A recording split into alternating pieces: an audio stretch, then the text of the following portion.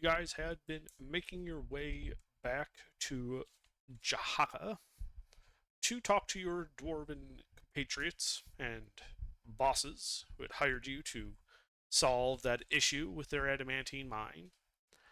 And you had met a wizard who was running from a host of undead named Valindra. Having rescued her,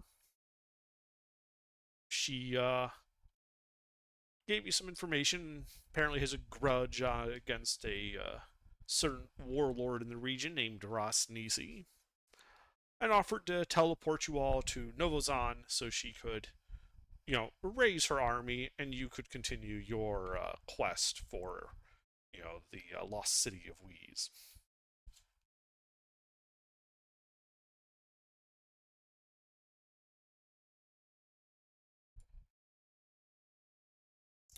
And you made contact again with Captain Sylvanus and hired his boat to take you down to Jahaka.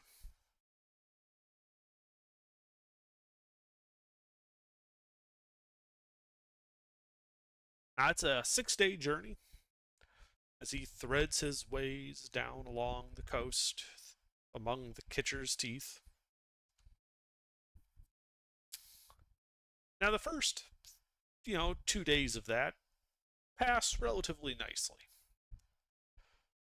But starting with the third day, clouds roll in, the wind picks up even more, and you basically find yourselves sailing through a large storm. Thunder flashes, the wind is howling. The captain actually ends up having to slow the ship down some, taking some of the sail to avoid causing damage to the boat from the large wind gusts. Does he seem concerned? Not terribly. Okay. He looks more annoyed, right? Like this is going to slow us down type annoyed. Well, if he is content sailing through it, I will continue my reading. Okay. Yeah. It takes another 3 days before the weather breaks. And so you're now 7 days at sea. And on that morning, the captain does inform you you're about 2 days out of Jahaka still. They had to really slow down because of that storm. Though he says the ship is relatively unharmed. All right. He does point out, as he kind of, points off to the east, and he says, that, however, is new. As you can see, it looks like any other, like, Kitcher's rock formation where it's kind of like almost like a stalactite coming out of the water. He's like, that wasn't there last time I made this run.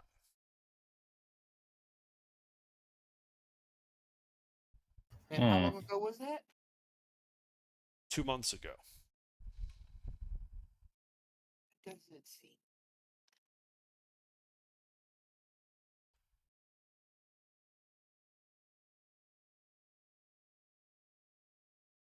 Doesn't seem right. He nods. Yeah, it's not right. But these are strange times. It would be useful for us to go over there and take some soundings to determine if, the seafloor itself has shifted or what. In other words, he wants to go and update his navigational charts.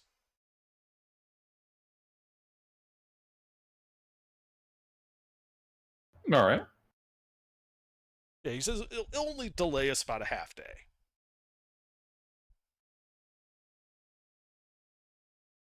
Hmm. Only 3 a half hours. day. Yeah, like 3 hours, give or take.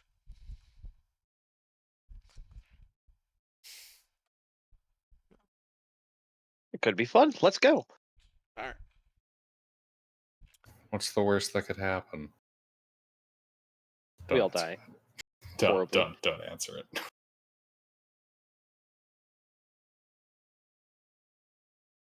So yeah, the captain brings the ship in closer to the new tooth. You can see several crewmen, like one at the front, one at the back, with like rope that looks like it just has a rock tied to it, and they're calling out how many fathoms down stuff is.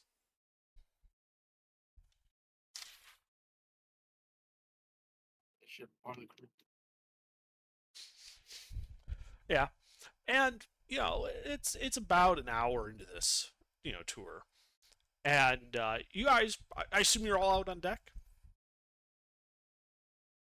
I would have been in my quarters or whatever is below deck considered, private Mhm. space. Just reading. I am most certainly on deck. Well, Giuseppe would be on deck. okay. Well, then the two of you would see that the Kitcher's tooth actually looks to be formed from two rocks that have kind of jutted up out of the water and kind of like met at their tips, right? Kind of forming like an A-frame. And it does look like that in the gap between them, like towards the bottom, towards the coastline, there is in fact a cave. Hmm. Interesting. You want to go check it out? All right. All right. Giuseppe, I got this idea. All right. We go into the cave. And we go into the cave and we don't tell Eldrin that we did it. Or the captain. We'll just go in there because that's totally the smart thing to do. No, you want to communicate? Okay, we'll get the party. That's exactly what I do. I go and pound on Eldrin's door. Eladrin, you in there? Eladrin. Knock, knock, knock, knock, knock, knock. Who is this Eladrin you speak of? It's mispronouncing your name. Oh, that's right. You changed it to Eladrin because right. Elander. I mean Oh. Lander. Ellendeer. All right, Ellendeer.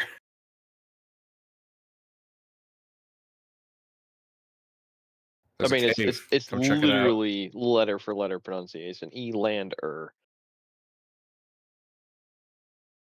It says land right in the middle.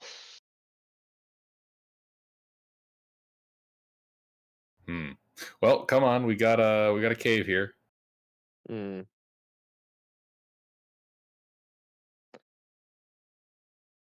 But Come on, you can read more of your pornos later. Come on, let's go.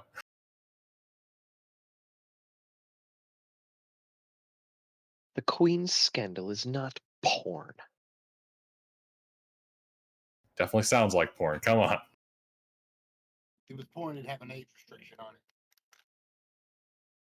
it. As he, covers the 21 on the notebook cover.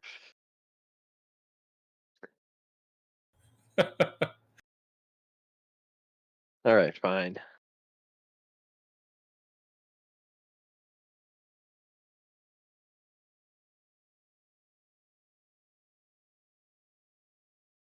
All right, up back on deck I go and to the cave.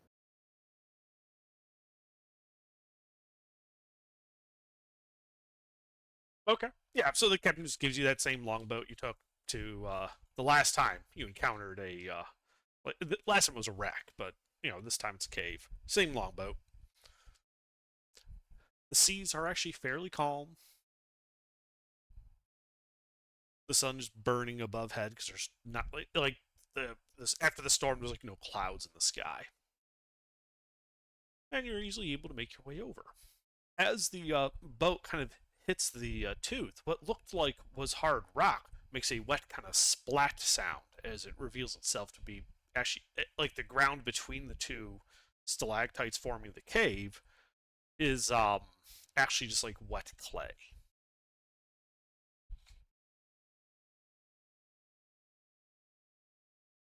I poke it with my sword. clay Okay. and not say gums, is it? No, it is wet clay. And your sword only goes about 6 inches or so deep into it before it stops, like it hits rock.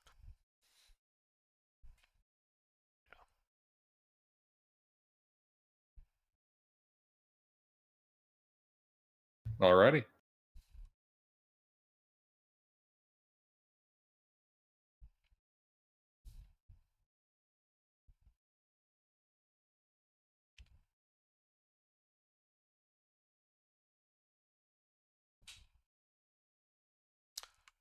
Okay. So, yeah, the cave entrance is fairly tight. It's only about 4 feet wide, about 6 feet tall. What is your marching order?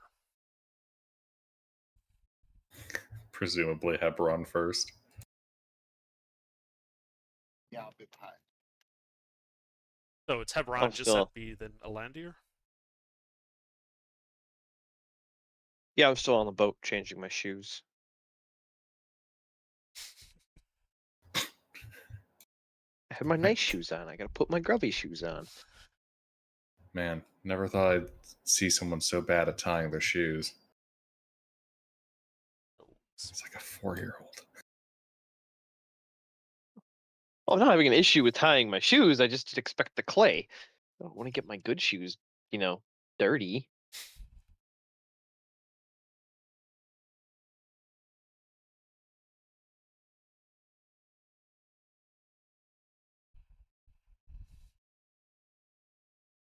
All right. Well, the cave ahead of you, Hebron, looks to go about 10 feet and then turns to the left.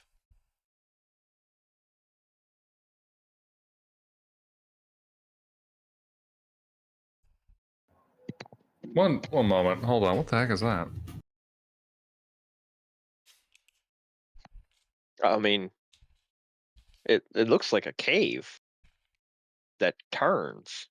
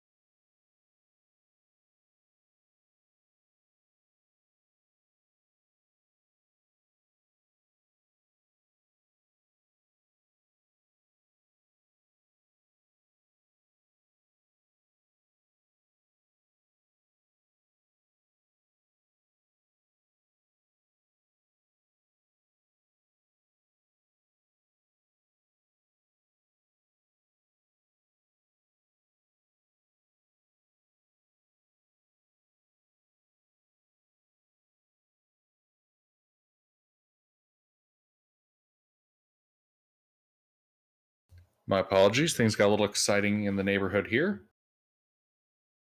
Some kind of emergency vehicle was going by, and every single dog in the neighborhood started howling. Okay. You said 10-foot corridor? It's about 10 feet deep. Like it goes in this 4 foot wide, 6 foot tall, cave. It goes about 10 feet and then it looks to hook a left, making it out of sight. Alrighty. Hey Ruffles, does Elandir have a light? Yes. All right. In that case, I shall wait for Elandir to arrive. After all, it would be rude to advance too far without him. Yeah, I'll finish putting my shoes on. Wrap my other ones with paper, put them back in my pack, put my pack back on. Gingerly and horribly climb out of the longboat and trounce across the clay. Mm-hmm. Yeah, I mean they're right there at the entrance. They're like 6 feet away from the boat. Did you guys find anything?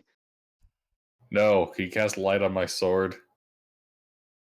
Sure. Cast light on your helmet. That works too.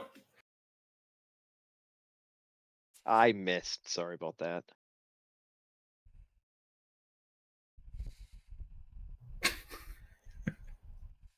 And into the cave Hebron goes, Okay. questioning how he managed to miss with a light cantrip. Mm-hmm.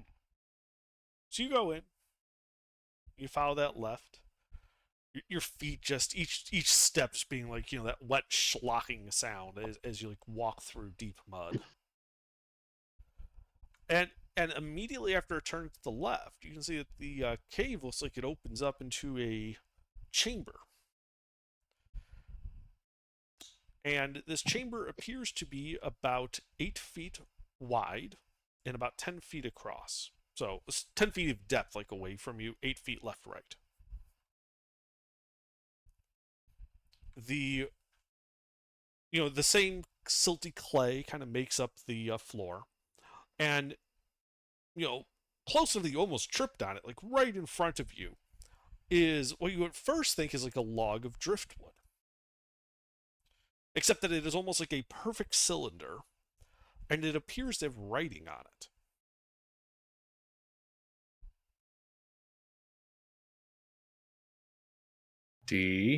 DANGER.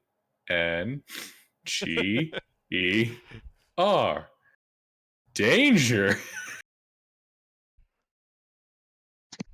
I would have imagined it would have been I space, H space, A space, V space, E space, P space, R space.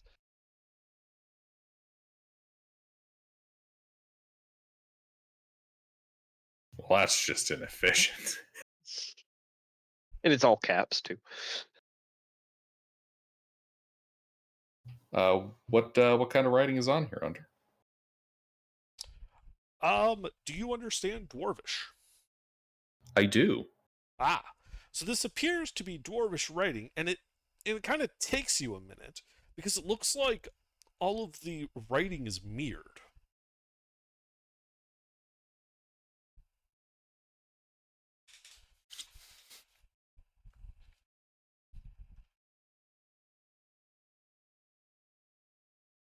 Like for a printing press? Yes, like a printing press. Except that it's like a roll instead of like a press down type. What does it say? I have a pocket mirror. Well, the visible How else am I supposed to sections- pluck my eyebrows? Well, remember it's sitting like in mud, so you can only or clay, so you can only kind of see like the top 60% of it. And Okay, what does that say? And it appears to talk about two figures known as Zeligar and Rogan, who used an orc army to do some menial work, and that the treasure is in a pool of water.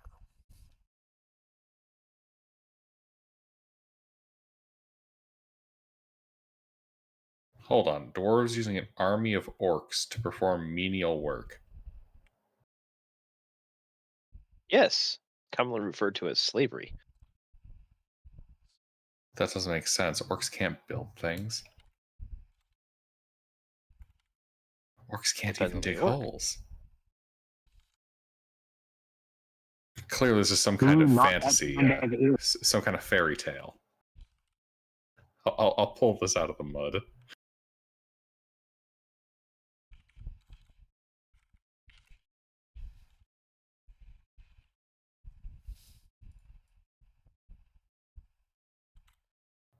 Okay.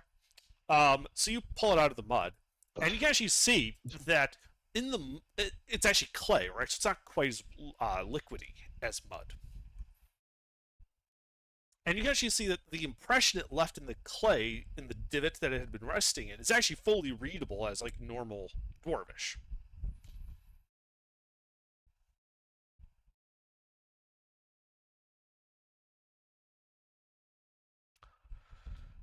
And it talks about, to perform menial labor,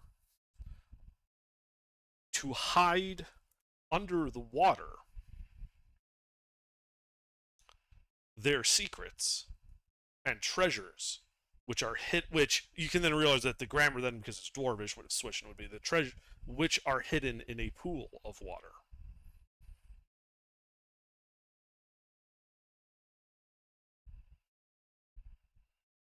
I see.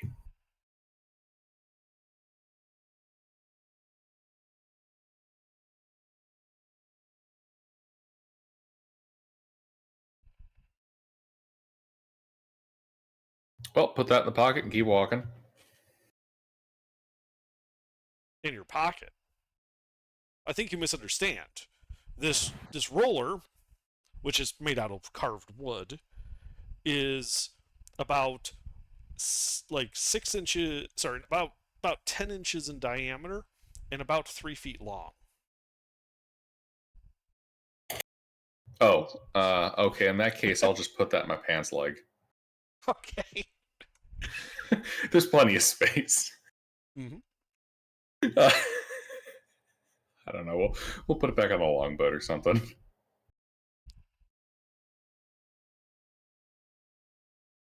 Lovely singing voice, though.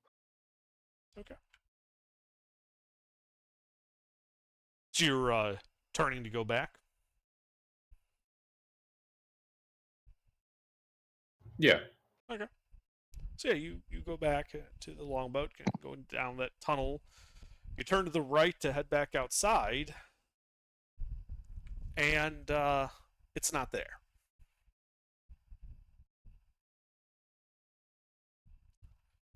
Instead, before you, you see that the cave widens out to about 10 feet and looks to go about, let's see, you have a light cantrip, so it would actually go about 40 feet to a closed, iron-banded wooden door. You also notice that after about 20 feet or so, the clay gives way, like it like peters out to like flagstone floor. Hmm. Well, recognizing that the way is gone, and I will surely starve in here, I kill and eat my party members. Good fucking luck.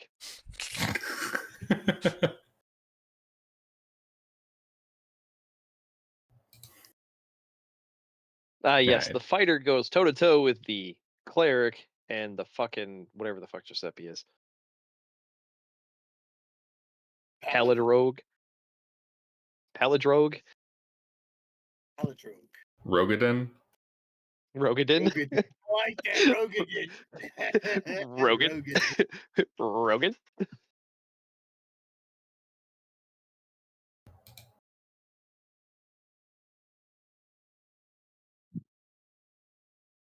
Well, door. Mm-hmm. You want to check it for traps? Do I look like a thief? What does he look like? A thief. A little too fancily dressed to be on an He looks adventure. like Judge. Oh, Dredd. definitely a He looks thief. like- Nope. Jack- I retired Grim. I have basically brought in it's hard to describe him. He's dressed like a noble. Like he's very finely dressed, but you can tell he's not nobility just because of the way he speaks and his posture, mannerisms, stuff like that. Oh god, he's a trust fund kid. Yeah, sort of. Well, Giuseppe instantaneously doesn't like him. Nothing against him. It's just no, actually, he was iffy. I don't know. Well, he did spend 2 minutes switching his shoes to come into this cave. Yeah, then that earns brownie points with Giuseppe. Yeah, he likes it. Yeah. It can't be any worse than the boiling hatred he has for the Septimus. But you know,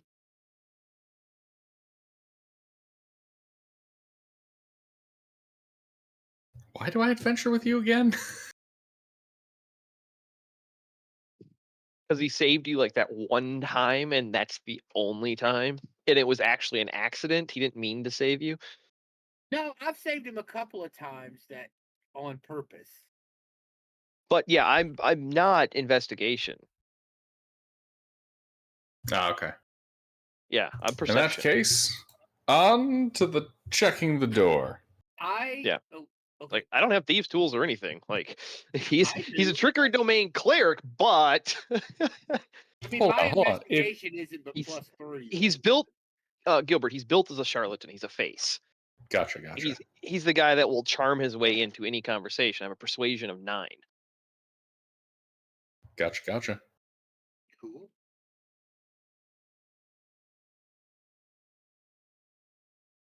You just like overridden all of my skills. Well, we can't all be winners. Yeah, but Yes, we we can all can. smite you though. I'll just heal myself. It's fine. I'll just pull a Gilbert and shank you when I think you're gonna turn evil on me. Well, I mean, you haven't seen me cast any cleric spells, so you don't know what kind of cleric I am.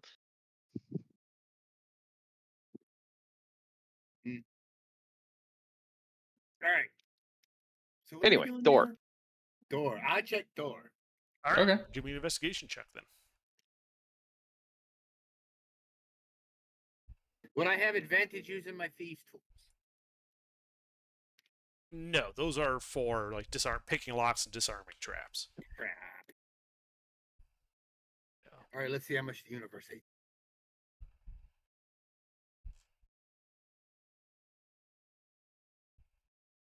You don't need a roll to find out. Oh, It's not trapped at all. It's Perfectly safe. Well, since I'm the one that did it, I'll open the door because All right. blows up, it should blow up like me. That's really brave of you. The door I swings stand open. 15 feet back. You know, revealing a 10-foot wide corridor heading straight ahead of you. Do you have dark vision, Giuseppe? Yes. Well, it goes 60 feet and keeps going, so like just in darkness, so you can't see anything. 10 feet beyond the door appears to be like a cross intersection where you could also go left or right.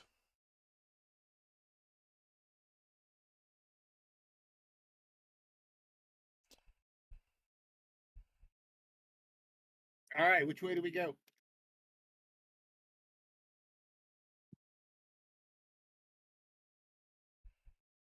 Elves Hebron back out front. All right, what were those directional options again under? So Left or right? straight ahead, at least 60 feet. The hallway does appear to continue going, just you can't see because it's the end of your dark vision.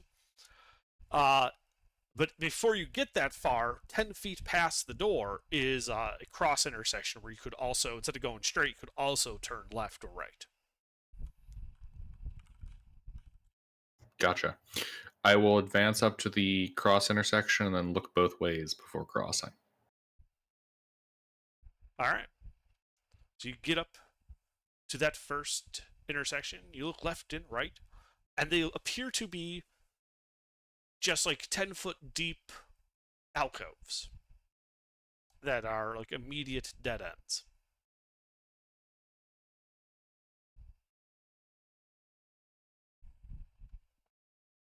Mm-hmm.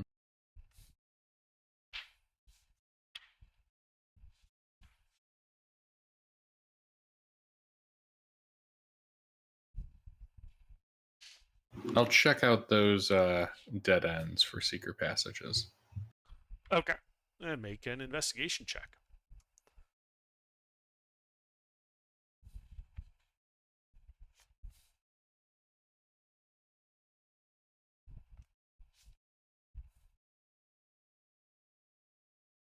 They appear to be of solid stone. Then I move past and go down the hallway. Okay. Well, as you moved forward to get to that intersection, you would revealed a little bit more of the hallway. And at the extent of that 60 feet away, sorry, about 50 feet away, is another cross intersection with the hallway continuing on.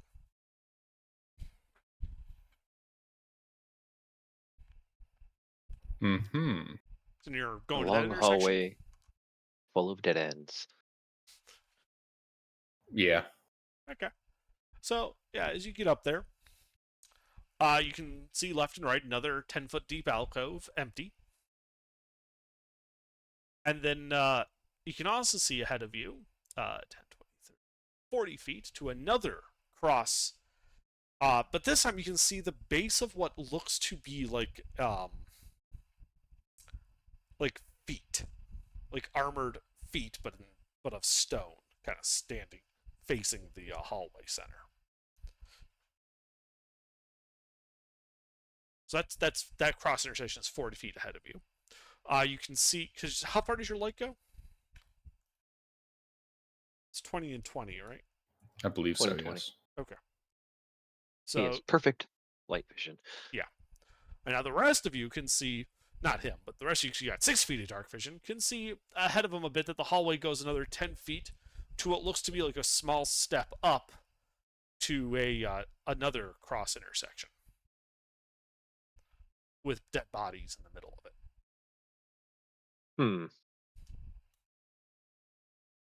So to recap, you are currently standing in the middle of a cross intersection. Left and right go 10 feet to a dead end each way. Straight ahead 40 feet to another cross intersection. Left and right appear to have some stone sabatons pointing that way. Going straight past that, 10 feet, then a step up, like just one single step, into another cross intersection with what looked to be... shit, I wrote that down. Dead bodies. 5 of them. Only 5. Yes. Any particular races stand out? From 60 feet away, you can't really tell.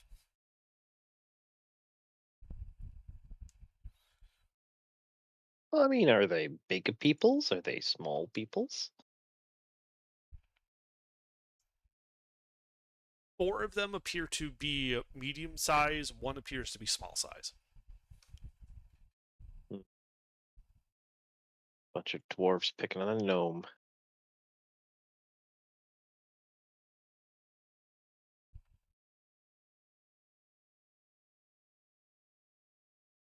Well, not like we're getting out of here anytime soon.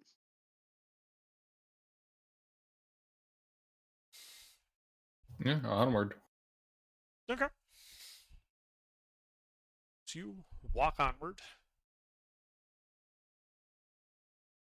As you get to that intersection, you can see that to the left and right are another only 10-foot deep alcoves. Each alcove contains a tall-ish, 6-foot tall stone statues of humanoid figures adorned in chainmail, with a longsword in their right hand and a big kite shield in their left.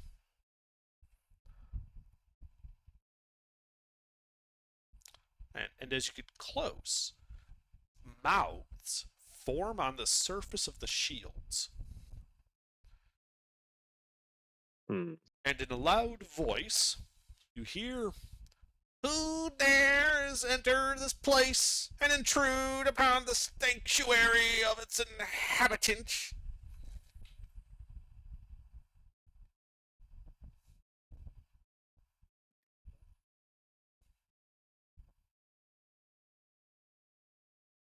Well, Ellendeer, that's all you. You talk to this guy. Well, I'm Tim. This is Todd, and that's Tom. Only a group of foolhardy adventurers doomed to certain death. Certain Woe deaths are prepared. to any who pass gonna this be- place. The wrath of Zalagar and Rogan will be upon them.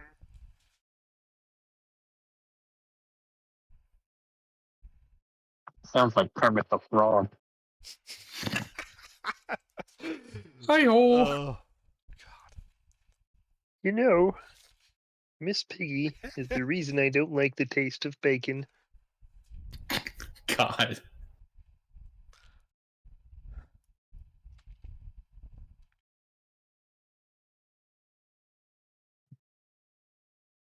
I'm listening intently. If this guy kills you guys, you're not living it down. I'm just telling you right now.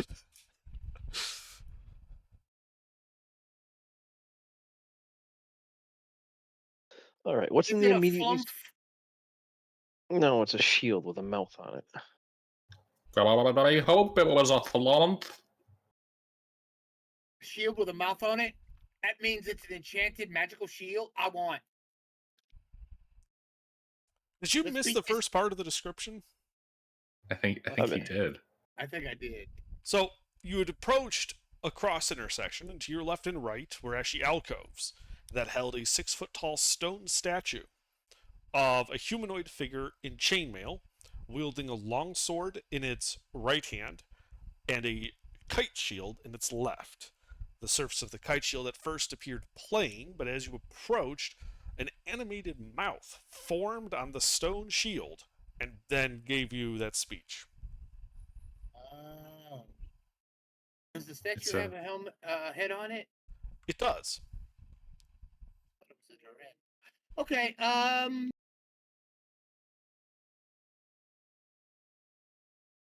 Fuck it. Initiative? Are we in initiative? Are we fixing to whoop this thing's ass? Or are we Uh, trying to talk our way out of it? I think it's a magic mouth. It's a recording. Out. Well, our face should handle it, right? After all, only a recording could possibly have such a nasally voice. I mean, if it's real, it'll say something. I mean, we could insult it and say it sounds like, Kermit the Frog is, having bacon. But, it-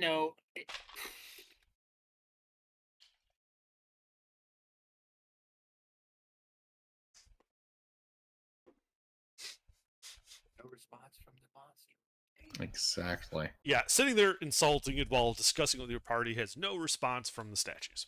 Oh, it is a recording. Definitely a magic mouth. Yeah.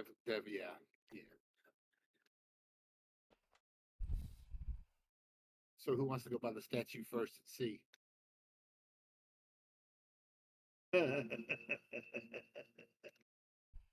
Definitely a magical mouth, so who's gonna pass by the statue first?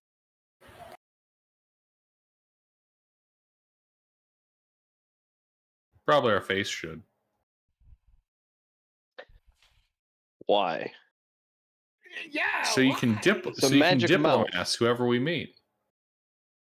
Yes, the magic mouth. No. Whoever we'll meet after the magic mouth. And if the region around the magic mouth is a trap, the guy with the -6 dex is definitely the one you want to send in. Yes. Hebron will take point. So you're Yeah. so you're walking past these guys. Mm-hmm. All right. As you And step between them, the statues move to attack you, and you should all roll initiative. I see. I knew we should have sent the face. They might have taken a better liking to him. Yeah, right before they solo leveled him. Oh, you'll have to have seen the anime. Never mind. Typo, I missed the D under. Yep. Okay. That's what she said.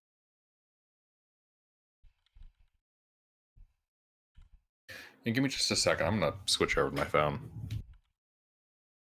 Chair is killing my back right now.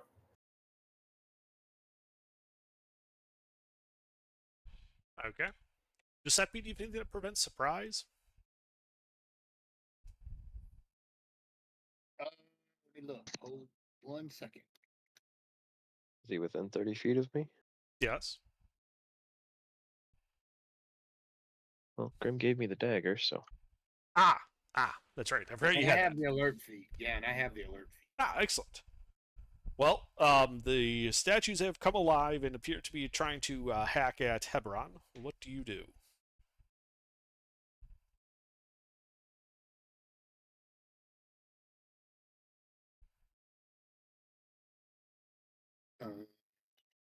Hold on. It's my turn. I Yes. am going to hit the statue. The left Yes. one or the right one? Oh, there's two.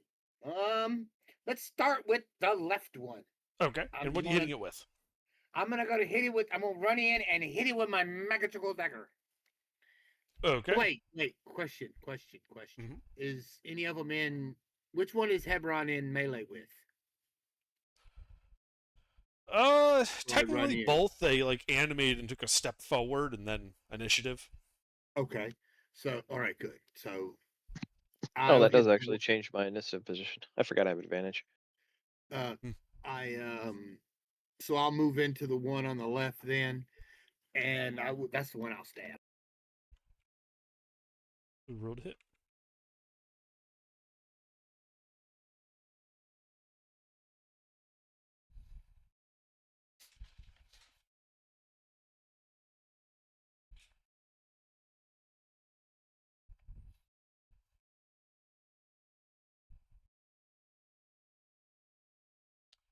Two hits. All right. First one.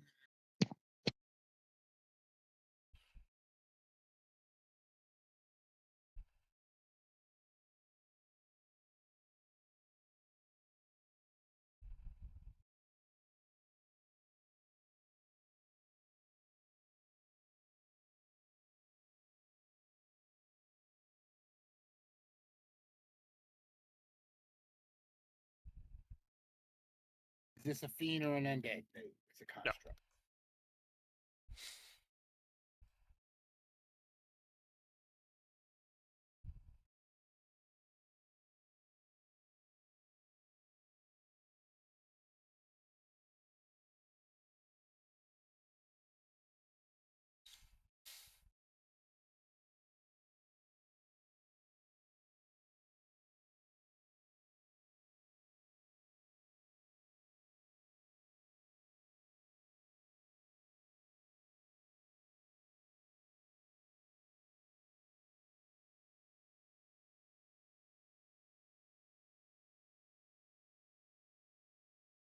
$35 points of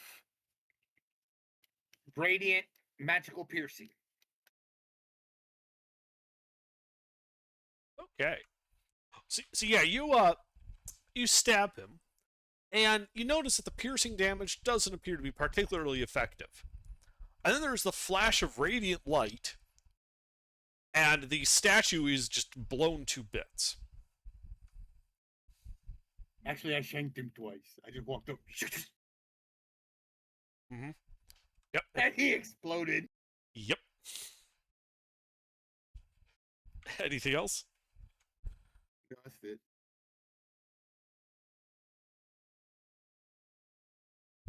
All right. Elandir.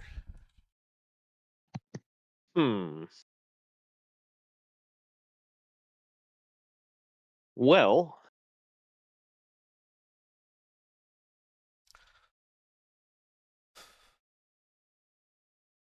I think.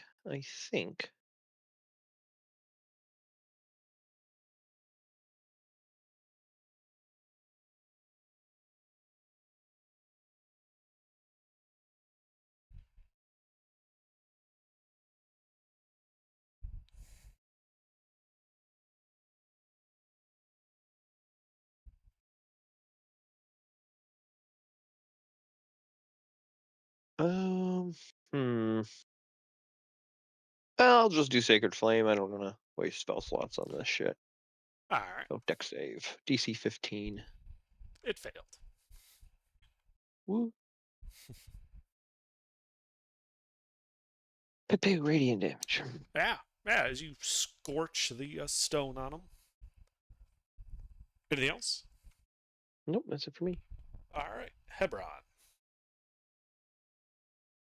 I shall swing my magical adamantine silvered sword at the statue. Okay.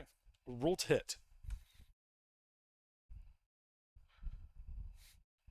You miss both times. Yep. That's all I'm gonna do. All right. Well, this guy's going to retaliate against you and take a couple of swings of the stone longsword. Does a 22 hit you? Yep. All right. The stone sword hits you for 9 points of slashing damage. 6. Giuseppe? Giuseppe's gonna stab the other one. All right. Yeah, you just step over to the other one, which just hit Heberon. Roll to hit.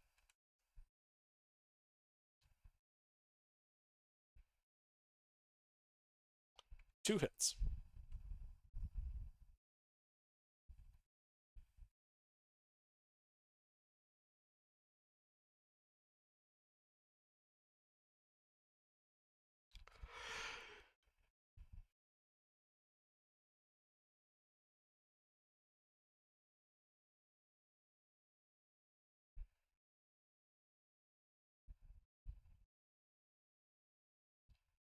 "21 points of magical piercing radiant and radiant." All right.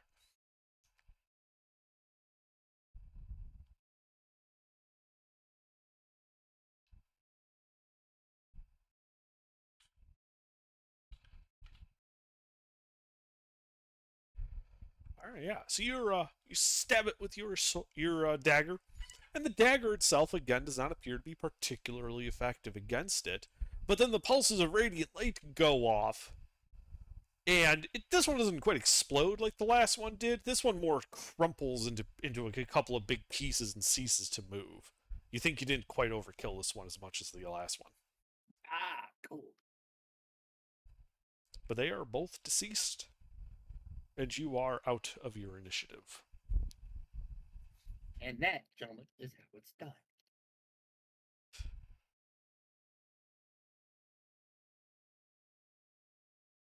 Yeah.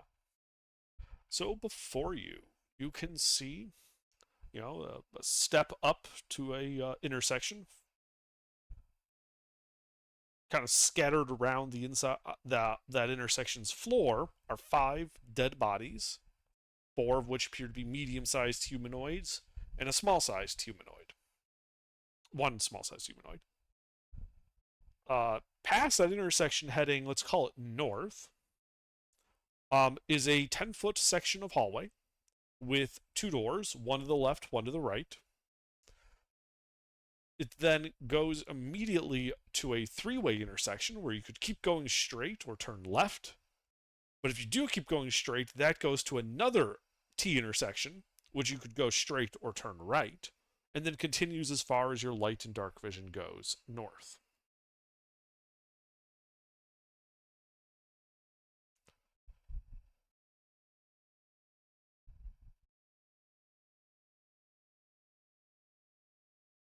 All right. Let's take the right then.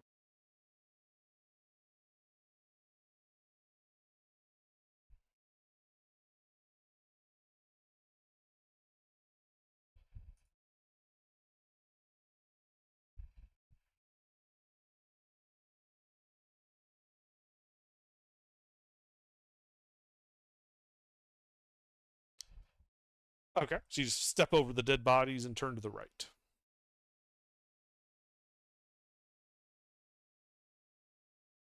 Or would a map help you guys? A map would actually be rather helpful, yeah. Okay, give me a moment then to mask off a couple of things that you're not supposed to see. I will be right back. I am very much a visual person.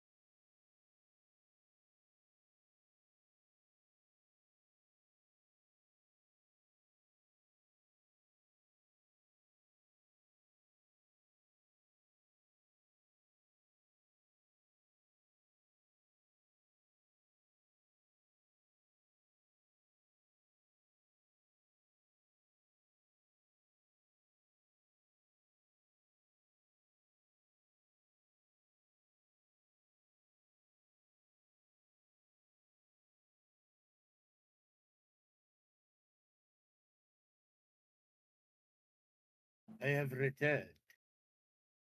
Yeah, hang on, my desktop just crashed. Oh, no. Yeah, the programs are running, but I don't actually have like a shell.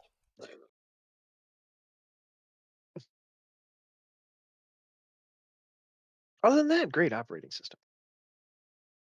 I'm kidding. Probably just some silly little command line that fucked it up.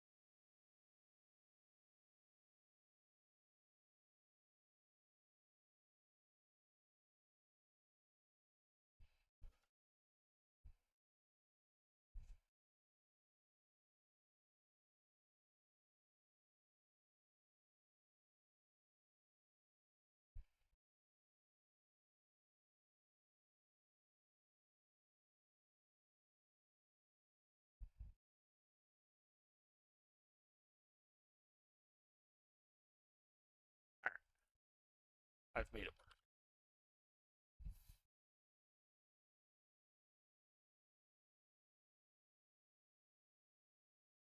So that's what you see standing from that third set of alcoves where the statues were. Set of stairs, 4-way, 2 doors, 3-way left, 3-way right, straight ahead. Although, yes, you did remind me. I got distracted trying to picture the routes. Yeah, I'll check the bodies. Okay.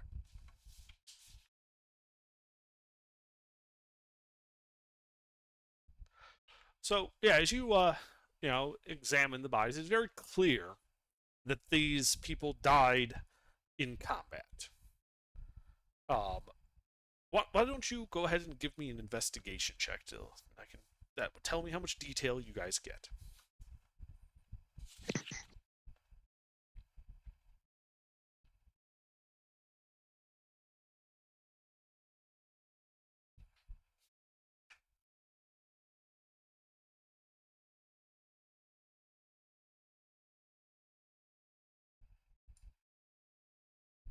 Could I help with medicine? Yeah, that would give them advantage. You know, I work on the cause of death. He checks their pockets.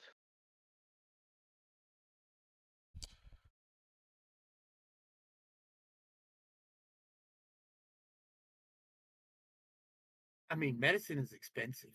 Sometimes, Yeah. they gotta So- cough up the money. Yeah, the first body you come to appears to be a human.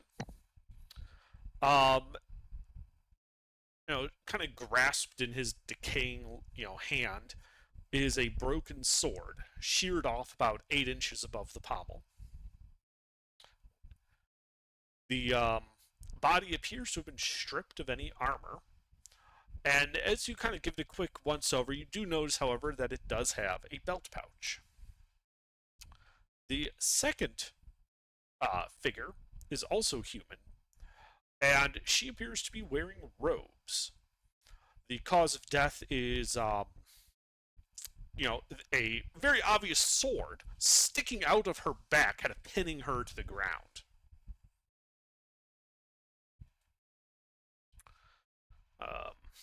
The robes, shredded and blood-stained, you can see she also has a pouch on her belt.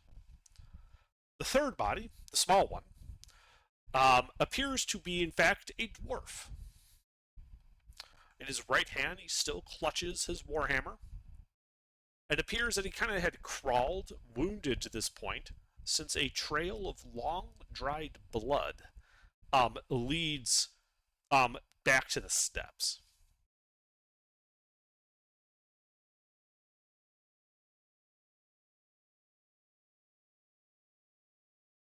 Again, the armor that he must have been wearing.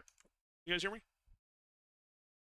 Yes. Okay. Yes, Yeah. comms are good. Yeah, sorry, I just had another thing where, for whatever reason, Katie is not liking my current setup. Anyway,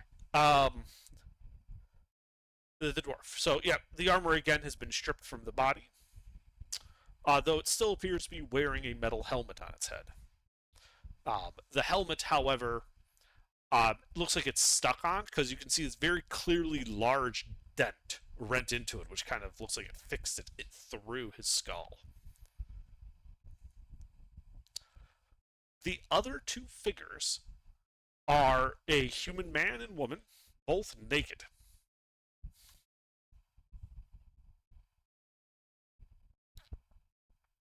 Well, at least they went out having fun. Du-dum-dum.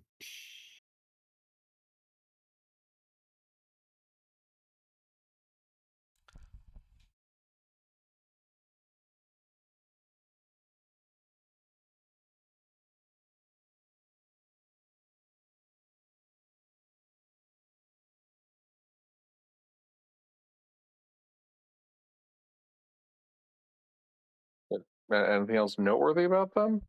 The naked people or the five bodies that I just described? The naked people.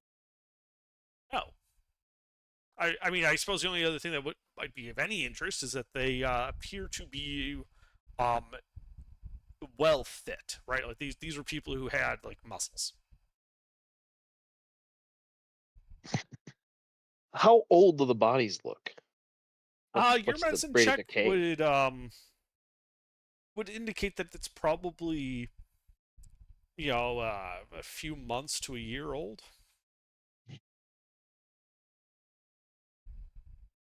Well, they were really fit then.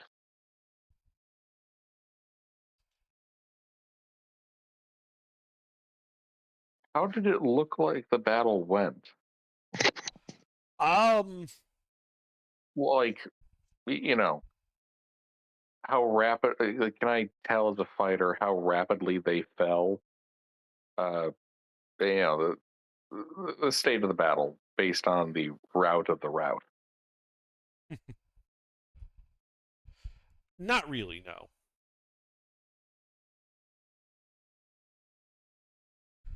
Like,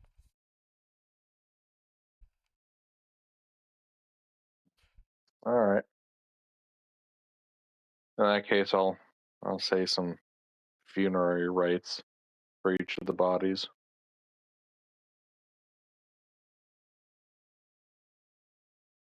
okay. Yeah, you can see that the hallways do go east and west before turning south. Past the bodies.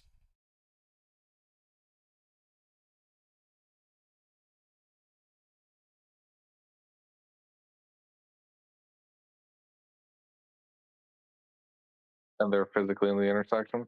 Yes. And is that a pair of doors? To the north, yes.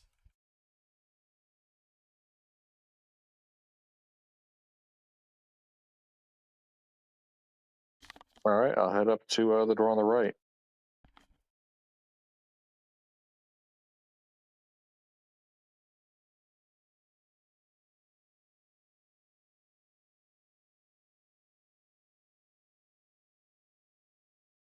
Okay. Yeah, you walk up to the door on the right. Um,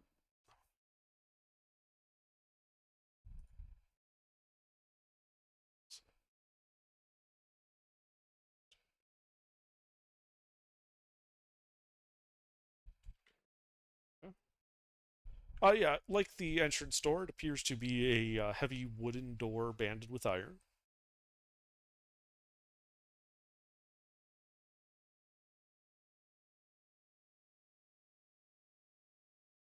No sounds coming from beyond it or anything?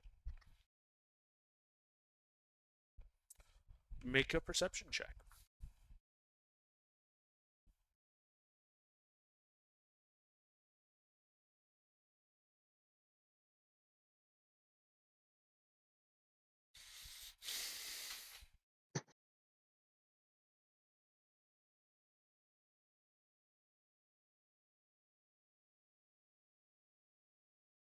Just tiptoe up next to him, have a glass, and lean up and listen to the door.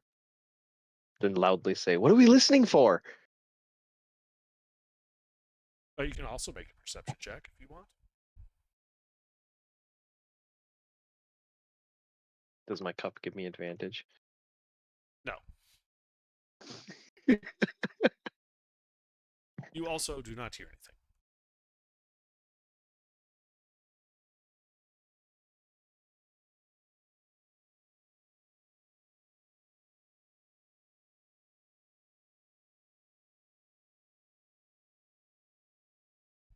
Alrighty. In that case, then I shall open the door and enter.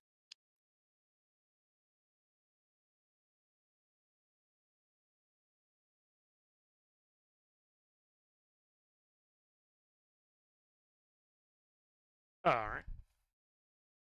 So yeah, you open the door, and you can see a stately room, 20 feet wide and 40 feet long. It appears to have once served as a dining hall of sorts. A nicely carved wooden mantel surrounds the room at a height 7 feet off the floor, and the stone walls are carved in simple yet pleasant patterns. There are a number of tables and chairs in the room, these being of wooden construction, though quite utilitarian in nature.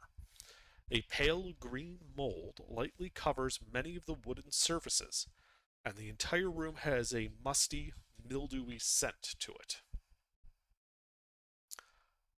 The back right corner of the room, you can see it looks like the room wraps around and keeps going south. Alrighty. I'll cross the hallway, pop the other door. Not a door. The room. The room just continues south.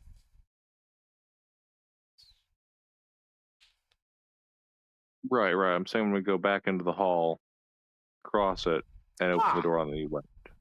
Gotcha. Okay. I mean, based on the shape and layout, I'd say that's probably stairs. So you open it. Janitor's closet. Although only 10 feet wide, this chamber stretches for 70 feet. Long tables line each wall, and there are scattered containers on them, some upturned with spilled contents moldering on the tabletop. At the southwest corner of the room are 2 large cooking pots, each large enough to cook an animal as large as a deer. Hanging from above are a variety of utensils and cooking implements, and some other of these are scattered about on the floor of the room. It's like somebody took a dorm room kitchen and dialed it up to 11.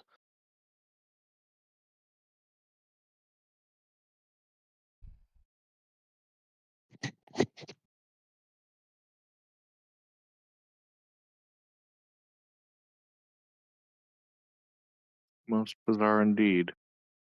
And it looks like it ends in a dead end. No, so it continues wrapping around to the north. All right, I'll head to the mold room. Check out the chamber itself.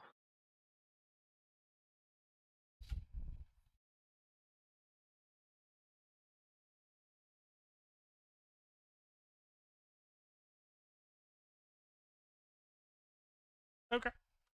So you go back across the hall, into the mold room.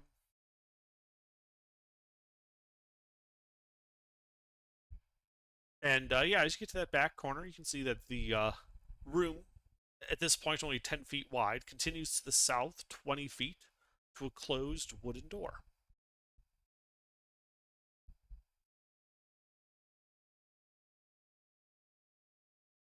All right, I'll walk through and open up that door.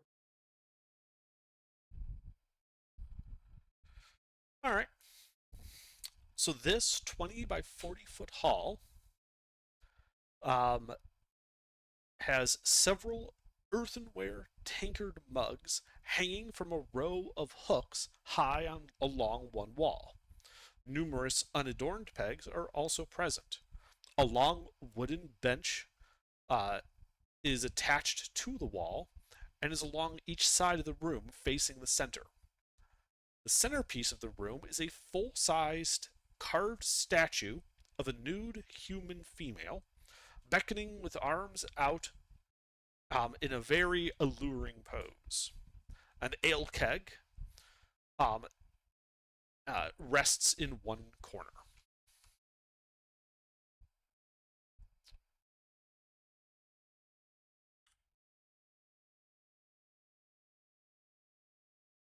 All right, I'll investigate the room. Okay, make an investigation check.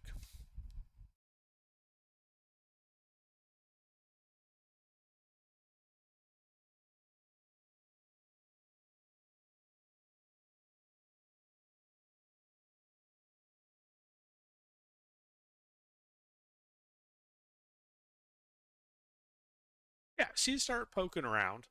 The kegs appear to have, though you can still smell like a hint of ale coming from them, appear to have dried out long ago. The only other thing of note in the room is that the statue itself is made of white marble. And as you're examining it, you realize that it's actually quite well made and would likely fetch about 5,000 gold if you could manage to get it out of here. You also estimate it weighs approximately 1,200 pounds. Weight to gold ratio isn't there.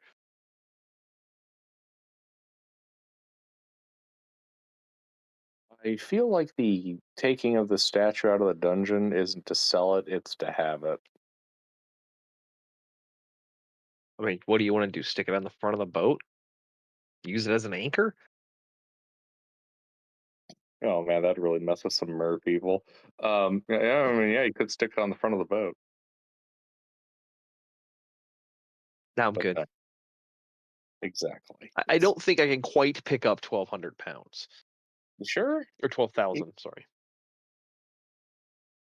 You're right. You're right. You look like you got the kind of wrists that might snap if you picked up a extra large bundle of papers. No, I have a strength of 12.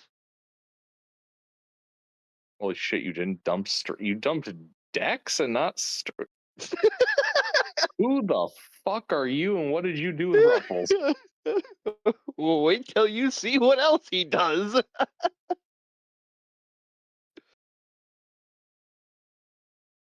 Am I in the Twilight Zone? Well, you're about to be. I feel like I'm in the Twilight Zone. All right. So, well,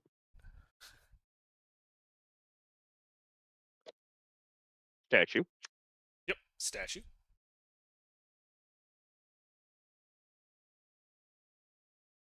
Probably not reasonable to try taking. Plus, we don't actually even know where the fucking exit is, so that's probably a little more important than trying to loot the statue.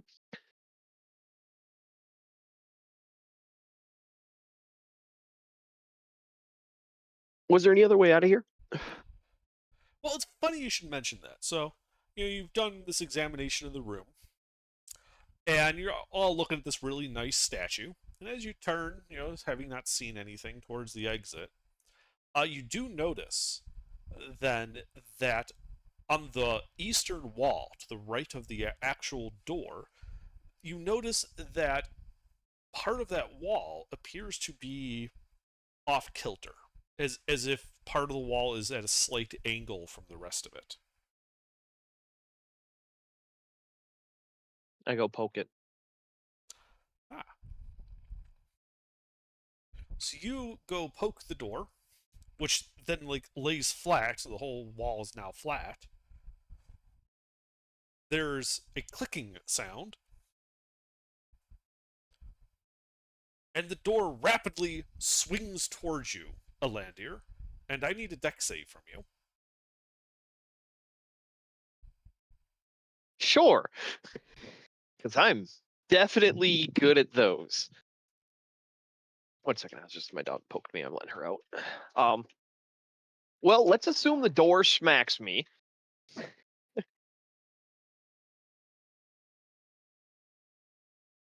I require a dexterity saving throw. Yep. Back now, sorry.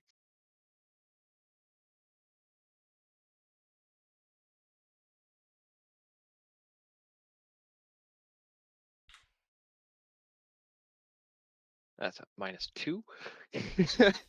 Okay. So So yes, that would be a 1. yeah. So yeah, you guys, do your examination of the room. Hebron points out the panel. Elandir walks over, kind of pushes on the panel. It goes flat for a moment. There's a clicking sound, and all of a sudden, the door the wall spins rapidly, smacking Elandir in the face as it rapidly pushes him in onto the other side of the door. Before it kind of you're now looking like the reverse side of the door, which is also looks to be made out of stone. Elandir, Oh no. Where'd he go? your nose hurts. You take 1 point of bludgeoning damage and are knocked prone into the hallway, where you hear a kind of very surprise-sounding squeak before you hear jib jib jab, and you should roll initiative. As there is, in fact, a gnome with a crossbow who is aiming at you. Gnome with a crossbow.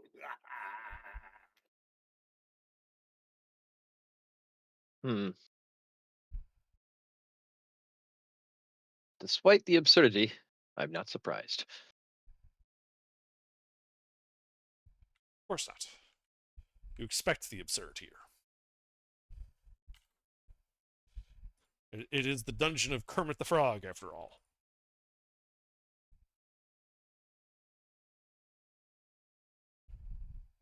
Kind of a dagger screaming in my ear. Hey, did you see that gnome? Indeed.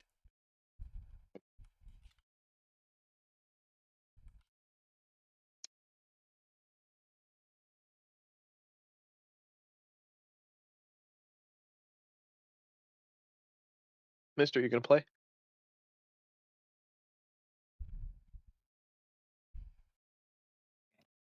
I might need the backup. Who knows? So, sorry if I seem a little slow right now. I just got hit by a wave of fatigue. I'm still good to play. I'm just going to be a little mentally slow. I'm staring at the How is that computer different from screen for too normal? long. Yeah. All right. So How is that any different from normal? so Hebron, you just saw Landier walk up, kind of like flatten out the wall, click, flunk. It was flipped around rapidly. Now you did see, as it was flipping around, a briefly glance into that hallway on the other side, where you could very clearly see a small gnome with blue robes and a pointy red hat and a crossbow. Cool. I'm gonna trigger the secret door, please. Okay. Since you know about how rapidly it moves, you don't have to make a dex save. You can just move through as it flips around suddenly. And I'm gonna punt that little fucker with my shield. Okay. Did he happen to be prone or standing? Because he was able to time it because he saw it once, where he just kind of presses it and then steps forward as it flips around, so it doesn't just smack him and push him into the north. No, I meant the gnome. No, oh yeah, the gnome is standing. You're prone. Oh, okay. Like it Yep. knocked you through the wall and prone at this gnome's feet. He's like, what the hell? And then he's I was aims his getting a crossbow picture. at you. Yeah. I was getting a picture. All right. Yeah. So you Holy just walk shit. up to this gnome, clank, thud. The gnome is on the ground. All right. Flip the sword around in my hand. I'm gonna hit him with the crossguard, trying to knock his ass unconscious. I also Okay. have a prone one. Well, roll to hit. Roll to hit. You have advantage.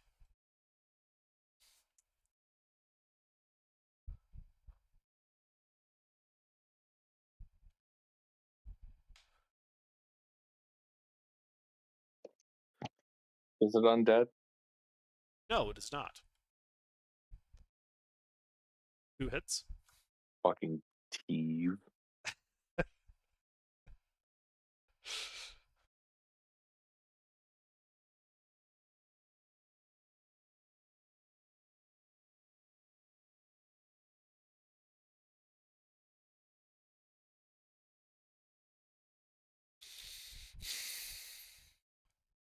7 and 11. I'm going for non-lethal. All right, yeah. So you hit him for the 7, kind of bounces his head off the floor. He kind of looks a little woozy, and then you just hit him again, and he is out.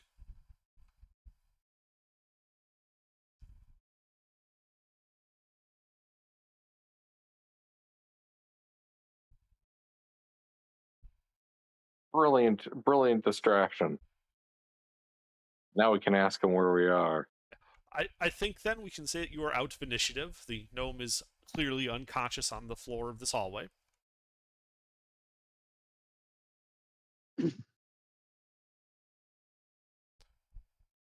Yeah, so you can see it looks like it goes forward about 20 feet, turns to the right. It also continues to the, or you can turn to the right and go 10 feet and keep going to the south. What kind of crossbow was it? It is a light crossbow. Tie him to a T-pose. Huh? Tie him to it, T-pose. He's not that small. He's a small creature, but he's not, garden gnome. You know what? Fuck it. Yeah, he's a garden gnome. You time T-pose to the crossbow. Tell us what we know, Excellent. or we're gonna fire you down the hall.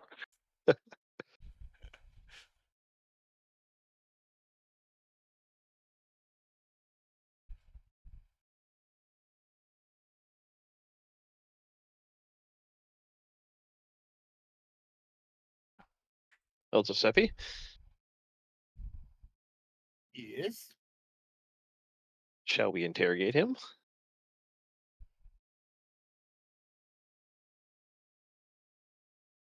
It would say torture, but no, we're not supposed to do that. I mean, we We're good can. There's people. nothing stopping us. Very true. We just don't want Deceptimus to get all squeamish. Having moral standards. Information is mean- information. How it's acquired is irrelevant. It's kind of super relevant, actually. No, I mean, it's really not. It really is.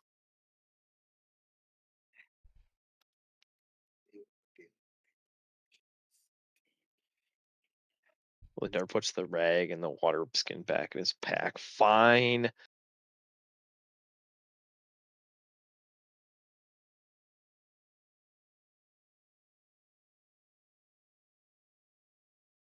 So are you discussing this out in the hallway? Like, does Giuseppe join you? Do you guys go back into the room with the statue?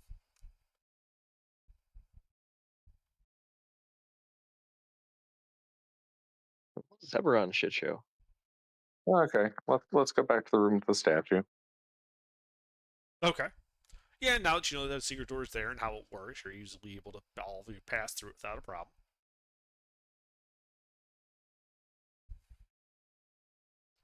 And you have this gnome tied to a light crossbow. All right, wake up, gnome. When you guys wake him up. Giuseppe.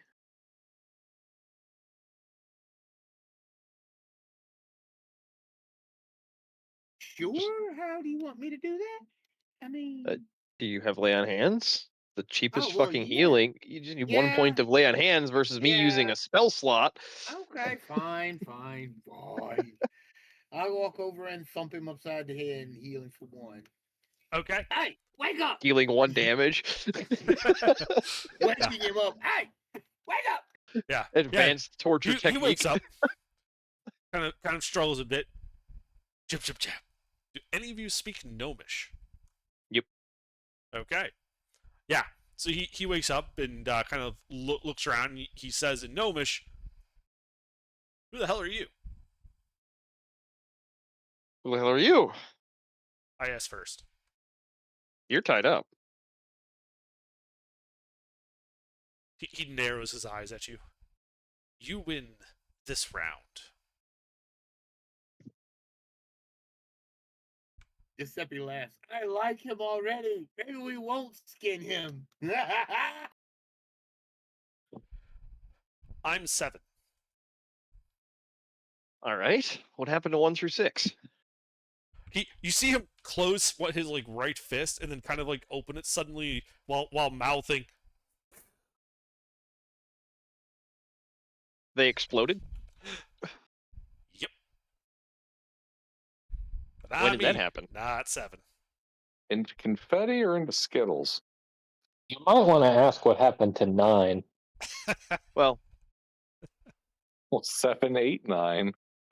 well, there were 10 of them, but 8 and 10 ran away.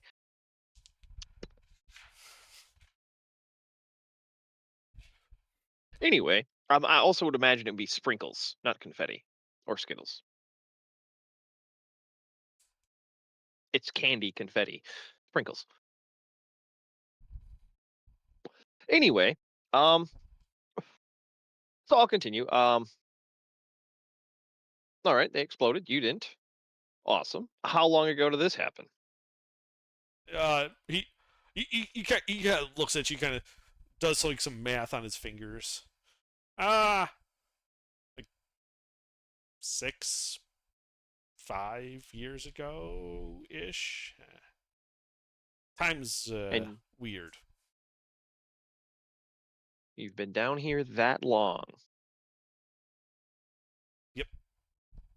All my Hmm. life. Your whole life. Well, we don't know that yet, but certainly up to this point it has been. Well, that can be arranged. Depends on if you're cooperative or not. I'm 7, not cooperative. So where is here? Your whole life, so this would be your home. What This what is is the this drinking room. place? He gestures towards the keg. It's where we used to keep the beer, but we ran out. I smack him like hard enough to deal damage, and then look at Giuseppe to wake him up again. And, What? on hands for another smack. Ow. This is gonna go a lot better if you cooperate. So let me ask again. Where is here? Not this room.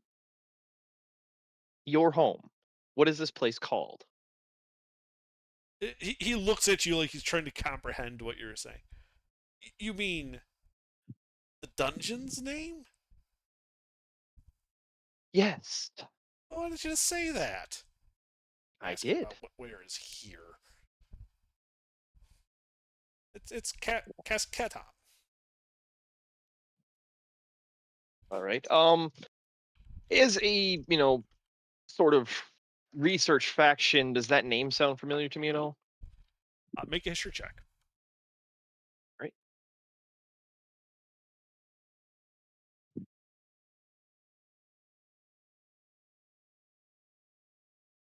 History. I'm okay at those.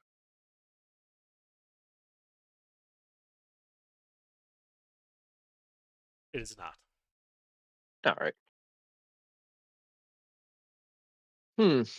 Never heard of it. So you've lived in this dungeon your whole life. Yep.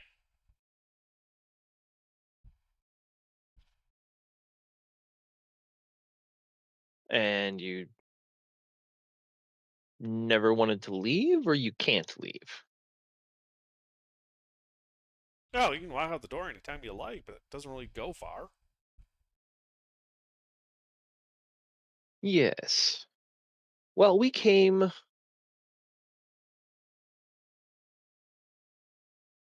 Well, we came via sea. That's how we got here. And you're what, looking to leave via D? I smack him again, and then look at Giuseppe. Giuseppe wakes him back up. He wakes up kind of sounding almost drunk.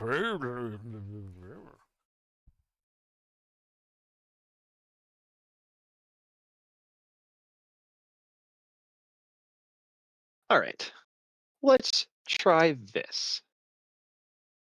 What is the general layout of this entire place? How big is it? How many rooms?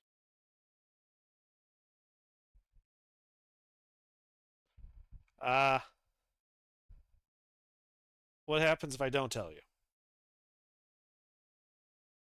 I look at my hand See- and then I look at Giuseppe. Do we have to do this I'll again? let you guess. I'm sure You'll your let me go. imagination can fill in the blanks. No, we'll let the bad cop take a turn. But he's been hitting me. That would make him the bad cop. I pull out my dagger. No, see, no. There are things worse than a smack up the head. You're right. All we're could trying read to do dwarf love is poetry leave. to him. Dwarven love poetry. Dwarven love poetry, yes. Well, it changes sometimes, so somewhere between 20 and 40 rooms. All right, see? Was that so hard?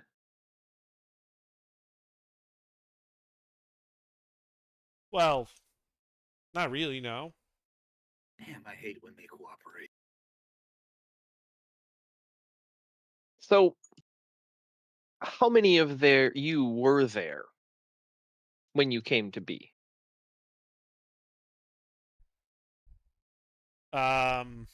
You're just gonna hit me again if I answer that. I doubt it. Fine. Unless you There was answer only one foolishly. of me. Obviously. Everyone else is everyone else. Of your group. What group? Well, you said you were 7. Yeah. 1 through 6 exploded. Yep. Code of the room. How many all more? fine mist.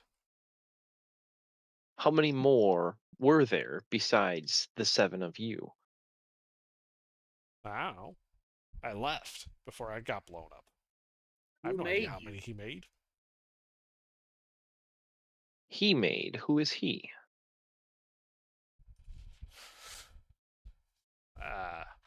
Zelgar?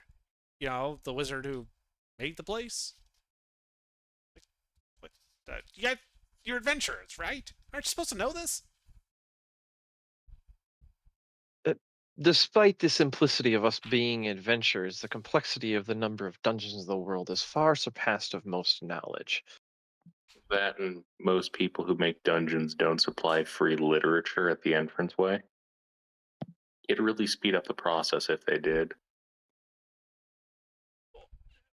What do you mean? He left out a whole tablet thing.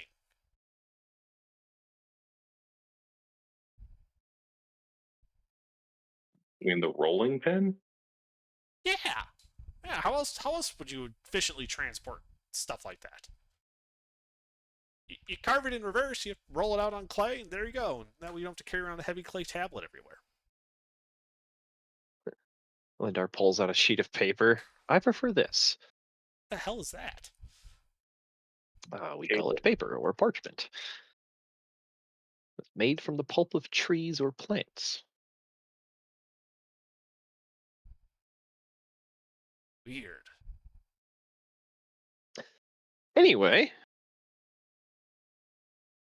would you like to leave this place? I guess it really See the depends rest on what's of the out world? Well, it's not a dungeon out there. there. Uh-huh. And I'm sure we could find something for you to do. We do have a ship captain friend who could use a companion as you. What's a ship? Something that floats on large bodies of water. Allows transportation over vast distances. We have a world to show you. You will see all. It's an unholy fusion between a cafeteria table and a barrel of beer, except all the liquid is outside of it. Musical number time! Bum, bum, bum. I can show you the world. Shining, shimmering, Is it too splendid. late to pick the other guy? Can I cast mute? Can I cast silence?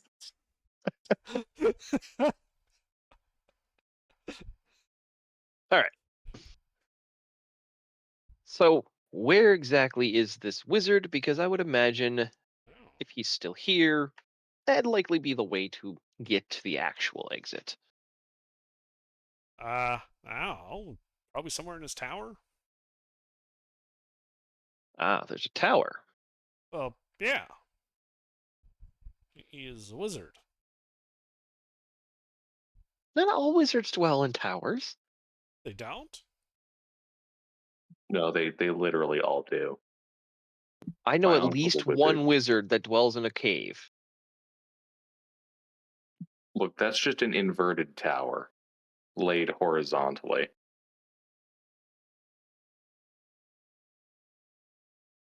Strange one, that one.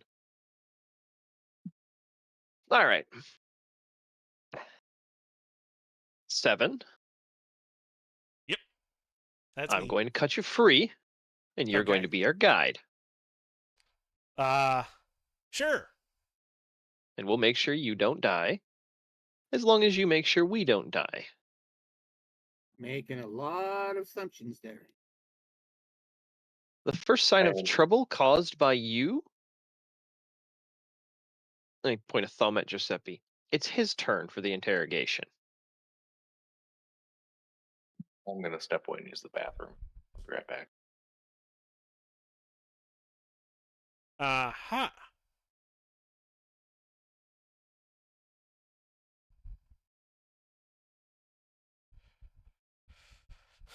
I have a whip. Yeah, so does the wizard. But if your guidance frees us of this place, you are no longer bound to us.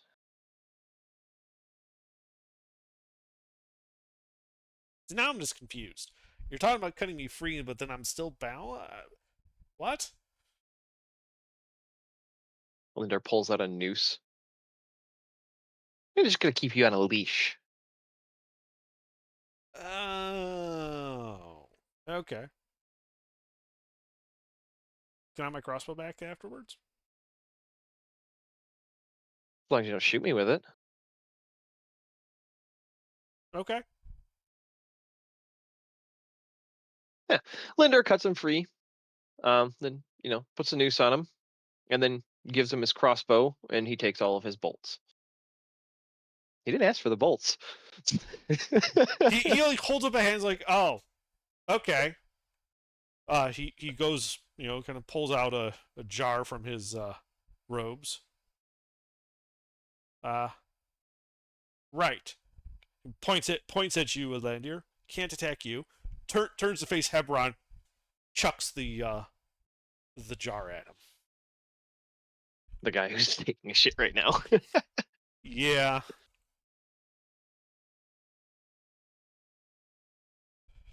You guys never did search him. You just tied him to his crossbow. I mean, that's not my job. I'm not the searcher. Me neither. I'm looking for a reason. I mean,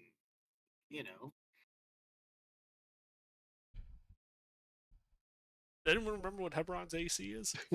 More than 16. Yeah. I think it's like 20 base. Yeah. So he 20 or throws his 21. jar. Yeah, he's heavy armor. It just glances off one of his plates and hits the wall behind him, where it immediately bursts into flame. That was a jar of alchemist fire. All right. Yeah, Linder just picks up on the noose, so he's dangling by it. Seppi, could you give him a pat down, please?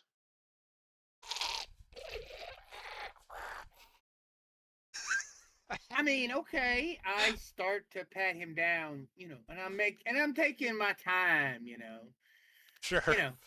He's hanging there. I'm just gonna take my time. Okay. Make an investigation check.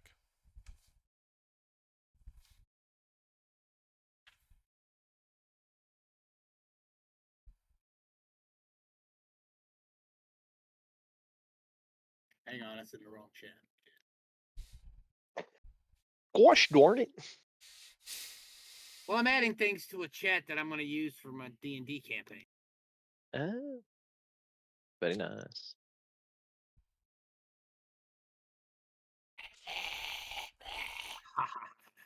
Nice roll. Yeah. So you pat him down nice and slow. He does appear to have a short sword in a sheath, and he's wearing studded leather underneath the robe. Wow. Any other surprises? Yes, he does, in fact, have another jar of alchemist fire on his belt. Well, that is just interesting. Yeah, we're gonna take that. Yep. And then we're gonna wait a little bit, depending on what this guy's con mod is.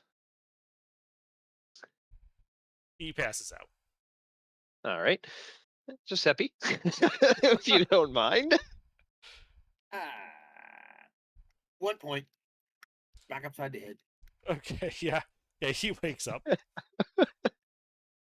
This is really getting redundant. Telling me. He kind of looks at you, Alandir. I thought you said I could attack him.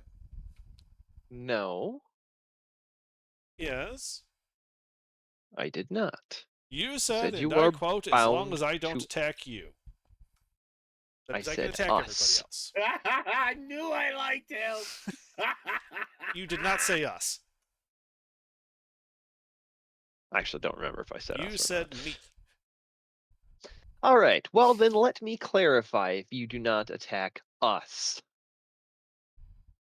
we'll let this one slide. This is fun.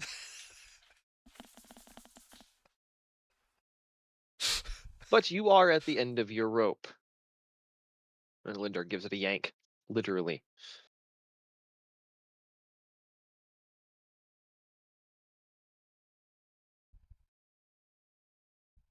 All right, jar Okay. alchemist fire. You're not a smart player. He has done bested you twice in a game of knowledge. I mean, not really. He's being like marmy. Like he's intentionally being a little shit, but he also does not have, like good world knowledge from what it seems like. So he doesn't understand things, and I'm assuming he takes a lot of stuff literally because based on the context, he was created by a wizard for an unknown purpose, but the purpose did involve To go some boom. sort of sacrifice. Yes.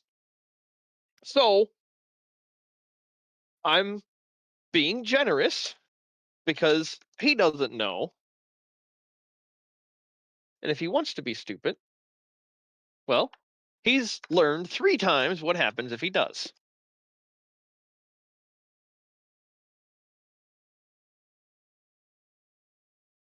So anyway,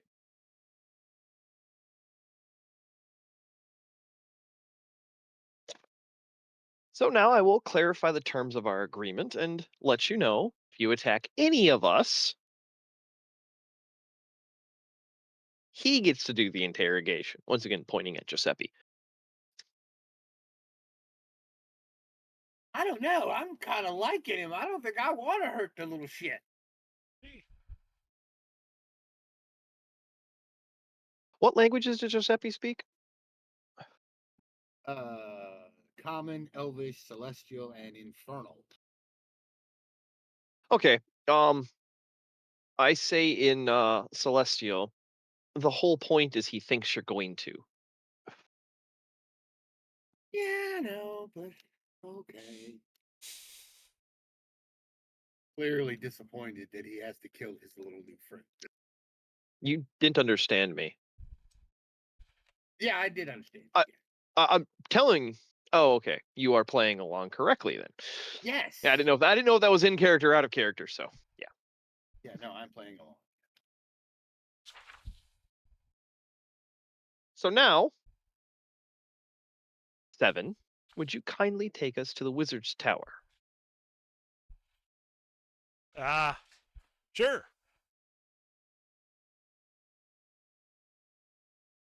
It's On a this way. path? Huh? On a path that is safe to travel. There isn't any. They're all dangerous. That's Okay, kind the of the point. safest.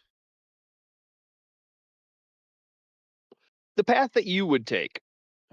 Oh. Okay. But then mouse hole.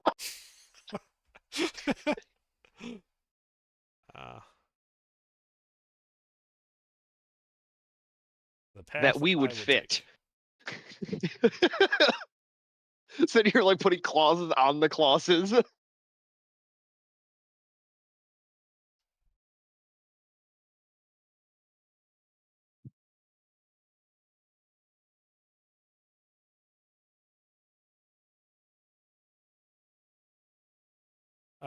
Sure. All right.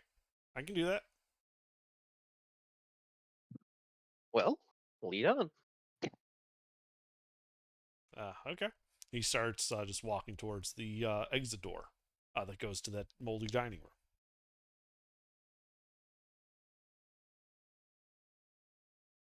Yeah, we follow. Okay. Give him a 10-foot leash. Sure. Yeah, so he walks over to that other door. Back out into the hall, just north of the intersection with the dead bodies. Goes to that intersection and starts heading west. This is the short way.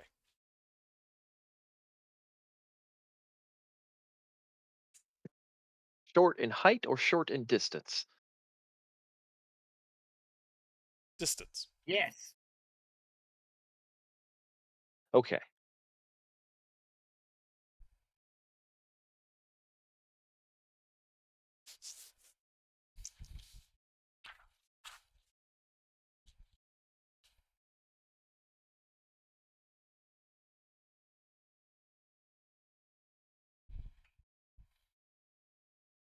Oh, and before we continue much further, I'll, give the leash a yank and pull him, stop him, get up to him so I can touch him. I'll cast a second level heal, cure wounds on him. Don't Okay. need our guy dying.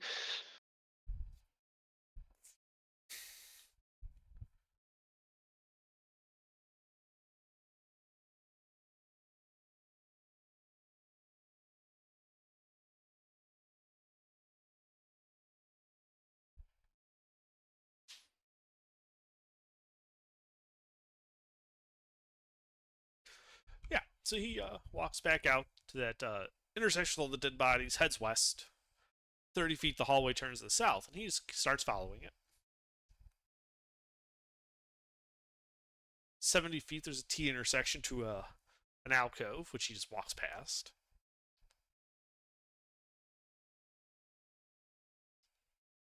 And at 140 feet, the hallway kind of jogs to the left, and there's a closed wooden door.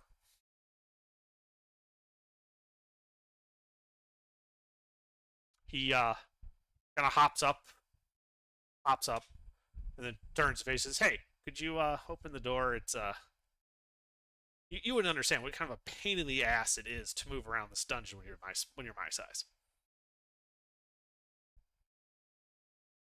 Would you like me to describe it to you, or shall I fetch you a box?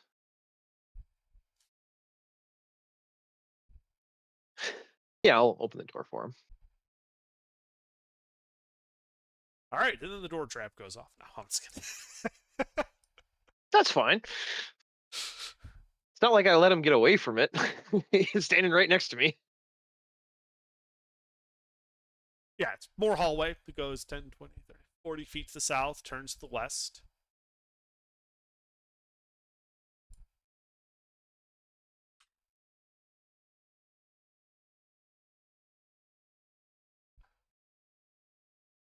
And then after he turns to the west, about 10, 20, 30, 40, about 45 feet down the hall, on the northern wall is just a closed wooden door. The hallway continues on to the west. He stops in front of the door and just kind of looks at you and then says, "Oh, one thing. This is the safest path. They're kobolds. Fucking fanatics. They'll shoot me on sight. they'll shoot you on sight. Nasty little buggers. Would you mind Well- sending the guy with the big heavy armor in front? Is Heberon back?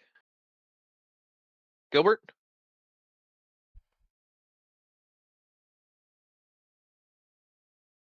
I do not believe the guy with big heavy armor is back. 1 second. Oh, okay. There he is. Thought the kobolds got him. No, I was Yeah, they're washing nasty my like that. hands. What's up? We have turned 7 into a guide, and he has led us the safest path to the wizard tower, and there are kobolds ahead, and he does not want to go first. I think there must be something wrong with your intelligence. There were kobolds ahead. Eh? What, you killed them already? Then why do you need me? You already know where the tower entrance is.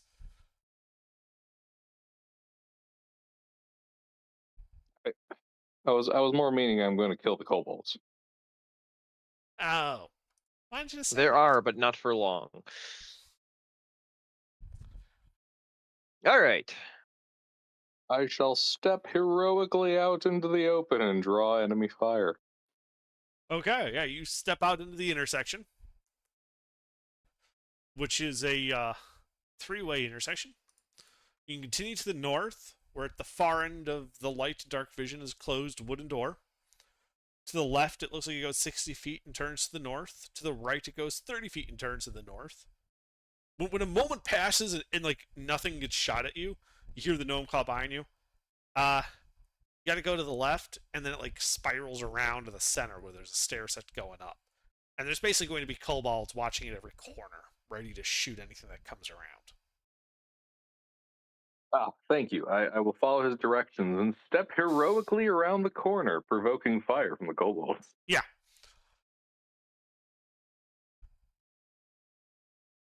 And I have to use Alt-Tab because I don't actually have like a taskbar.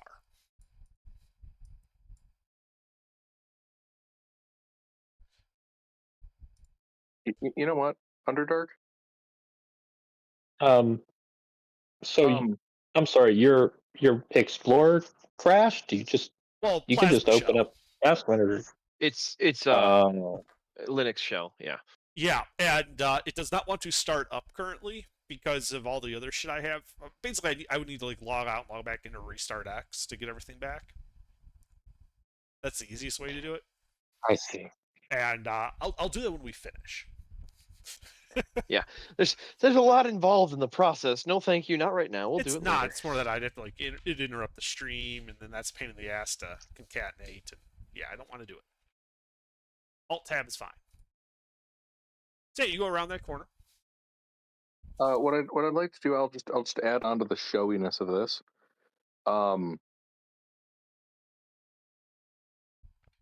I guess I'll take some oil and smear it on my sword and light it on fire for special effects.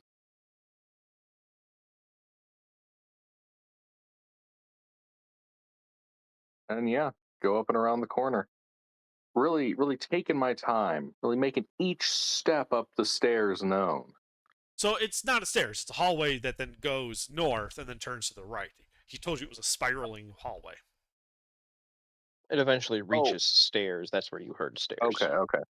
In that case, yes, I shall take my sweet time making sure that my presence is as telegraphed and impending as possible. Okay. Man, that ruins Christmas. So you walk around that corner, and 60 feet ahead of you at the next corner is a kobold. How slow are you walking towards him?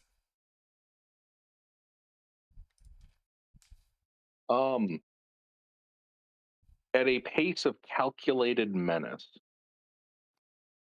All right, 10 feet around it is. So you start just stepping forward, and the kobold starts using his sling.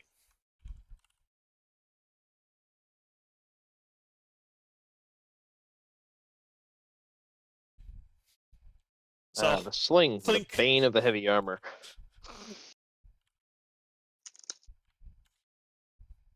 Plink.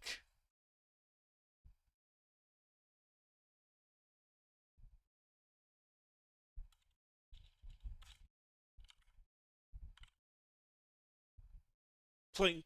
You're like 30 feet away, just walking slowly towards him. He's constantly whipping his sling at you at the corner.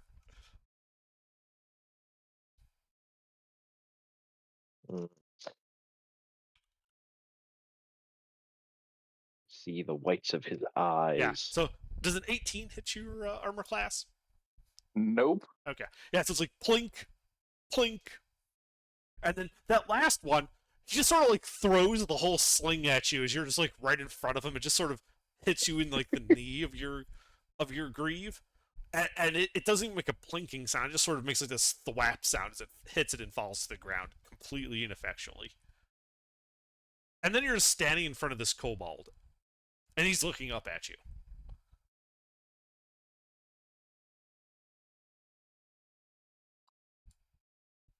Announce me. He holds up a hand with like that, with like the finger for the universal sign for wait a minute, and he starts legging it to the east.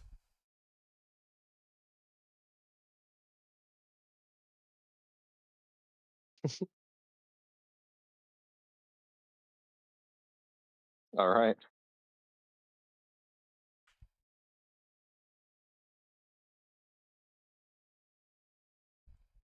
Does that direction was Hebron match in the melee? directions I was given by the gnome?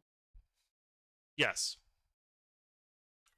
Then with calculated menace, I shall continue. Okay, yeah, so you step around the corner, and you can see it's a hallway that goes 10, 20, 30, 40, 50 feet and turns to the south. But no Yeah, when he kobolds. goes around that corner, we'll move up. Okay, yeah, and you start following him behind, corner. So, yeah, it would just calculated menace, you keep walking up to the next corner, which turns to the south and goes 10, 20, 30, 40, 50 feet, and then turns to the west. You also notice that there is a familiar-looking wooden door set in the hall, and you realize that you could have walked through this hall and saved you, like, part of the spiral.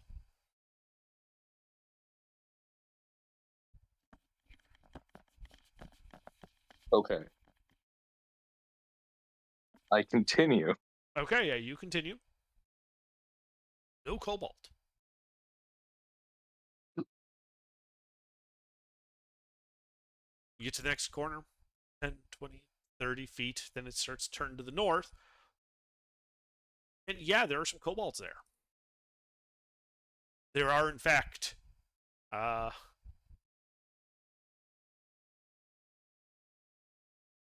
8 kobolds there.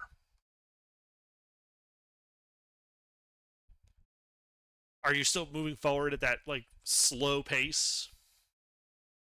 Yes, my Okay. pace of calculated menace. 8 slings. What's your AC? My AC is 21, so that is 2 that can actually do damage. Okay, so 2 of those slings actually hit you for a total of 9 points of bludgeoning damage. Yeah, right.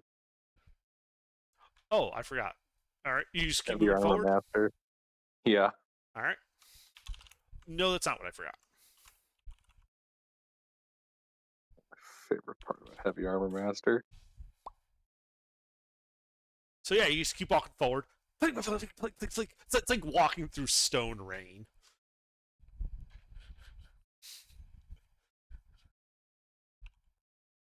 All right. How close am I to the group now? 20 feet. All right. At this point, then, I am going to go from slow movement to all up on their ass. Okay. Are they clumped up? Yes. 2 ranks of 4. If I can, then would I be able to dash and use my shield to just? I'm just trying to full plow through them. Yes. Make an athletics check.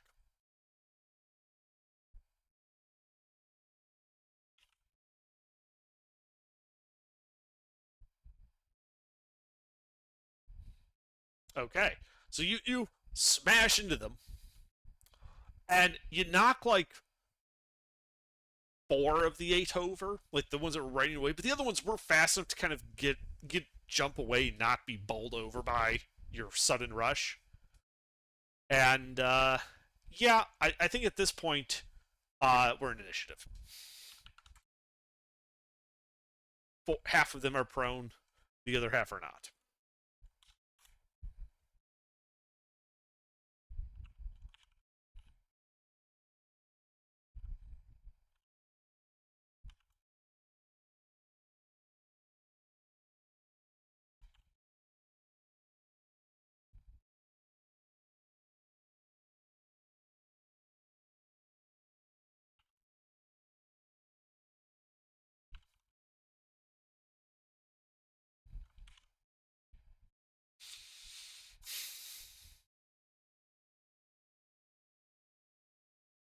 All right, Giuseppe.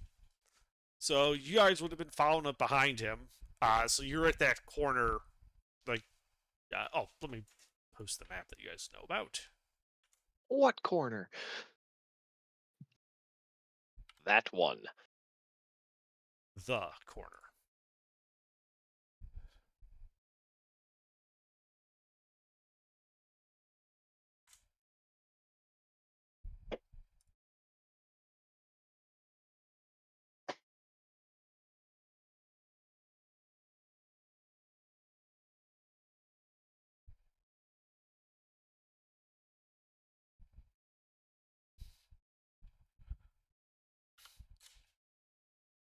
All right. So, yeah, this is your current positioning. The party is the pretzel. H is Heberon. The dots around the H are the kobolds.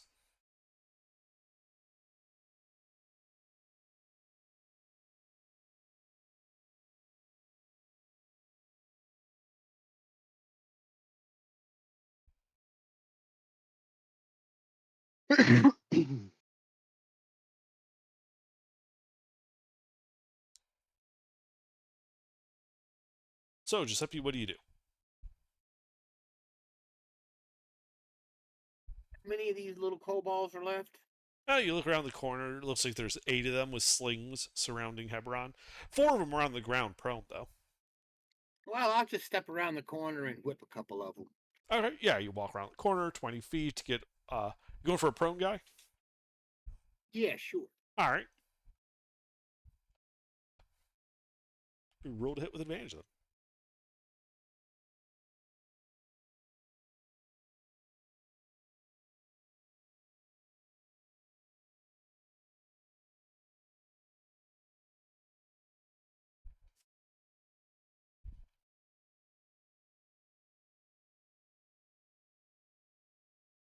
Yeah, you hit him. All right. Can I put this between two of them if I happen to kill the first one? Yeah, you can. You probably should.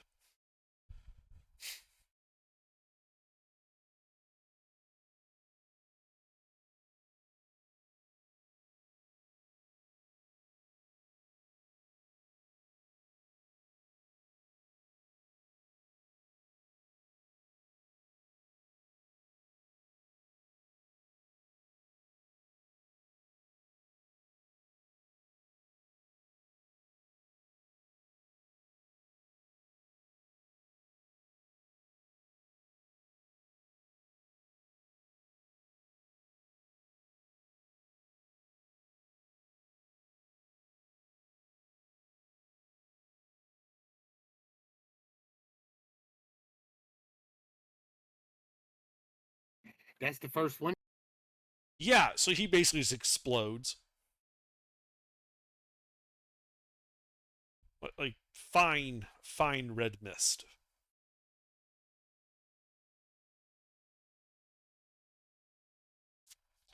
Yeah. And that's the second one. So just comes around the corner, uses his whip. There's these flashes of light, and they're just 2 kobolds which are just completely like vaporized by his whip.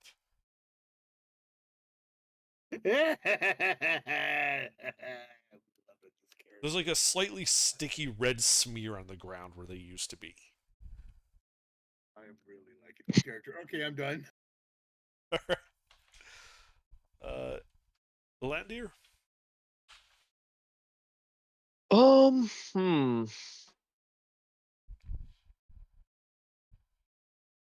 Yeah.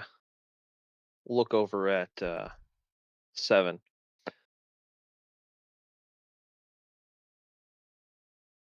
Seven looks at you. How much do you not like these kobolds? They're fucking assholes. They tried to shoot me the last time I came here. So if you could get revenge, you know, if you were bigger and stronger, you totally would. Yes. What is his CR or level? I'm not sure you would know that. It's fairly Well- low. He has like, you know, he had 9 hit points. Well, for polymorph, that's actually affected by that. So All right, let me polymorph. it's their CR or level.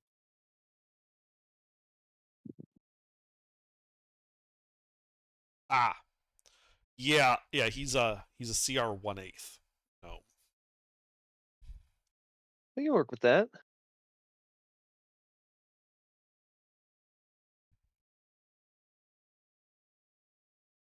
Yes.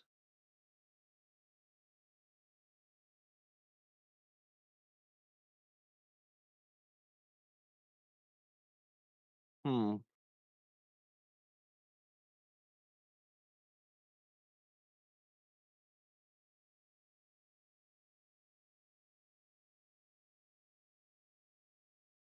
Well, how would you like to chop them up to bits?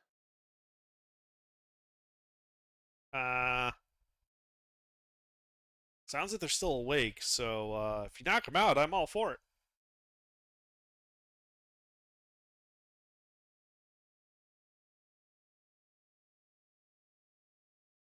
Would you let me cast a spell on you? What's it do? Makes you bigger and gives you chompers. Okay. All right, I cast polymorph on him and turn him into a giant crab. Okay. Your noose falls limp in your hands because he doesn't really have a neck or a head anymore. Yeah, I That's suppose fine. you should roll initiative for him too. Mhm. Giant crab. AC 15 plus 3, 1d6.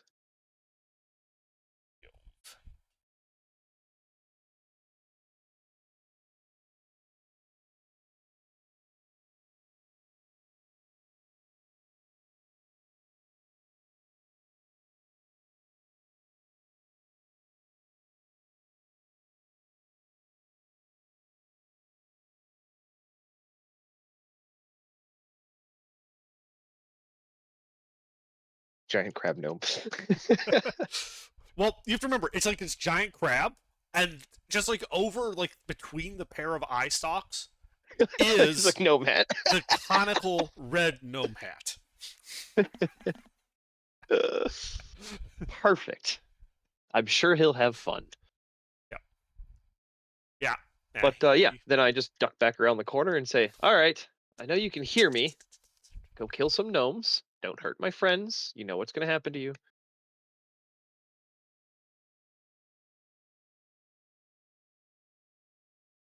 Yeah, that's all I do.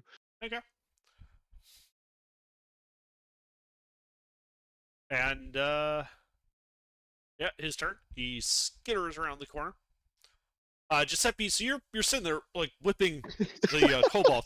All of a sudden, you hear, you know, behind you, and you see this giant crab. Right, it's like a medium-sized crab with a gnome hat on top, skittering rapidly down the hall towards you.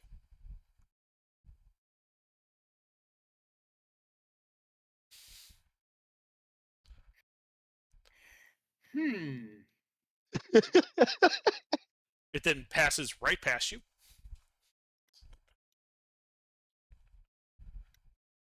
I glance back towards the good father.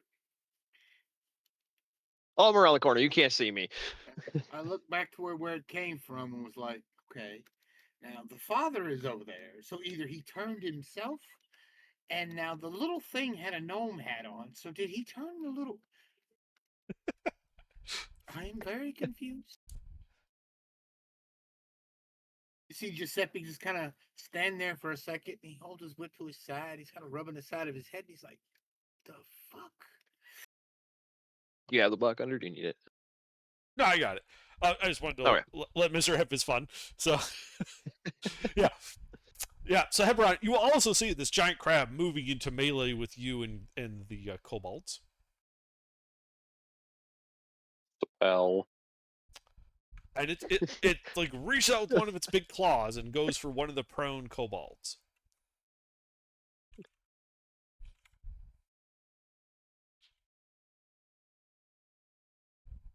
Which bloodies the hold on actually. Nope. He like clamps down on it like he was trying to like grab it by the neck, and the head comes off. And he like experimentally like opens and closes the claw like that wasn't intentional. It kind of gives you this look like, oops, I broke it. If a crab could shrug. But that's all you can do on his turn. The kobolds.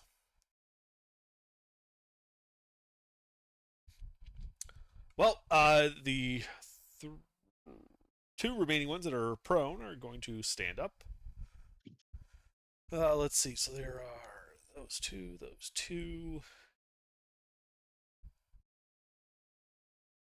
5 of them. And they are going to pull out these, what basically they look like prison shivs. And, Oh yes, try. 3 of them are going to try and stab you, Hebron.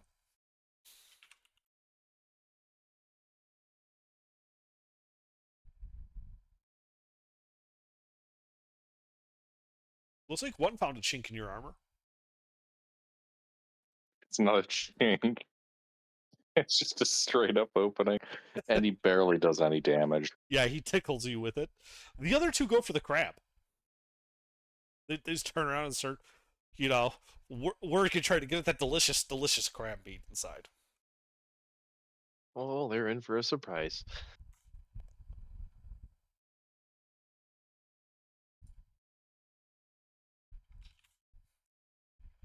The crab is looking to be near death after like having a couple of gnomes like start prying at it. It'll be fine. Hebron goes next. And then it's Hebron's turn. All right. So, how many kobolds? 5. All of them in melee with you at the moment. All right. Well, they're not much of a real threat, so there's going to be no finesse in this sword work. Just big old killing blows, like a butcher chopping meat. He doesn't even need the axe.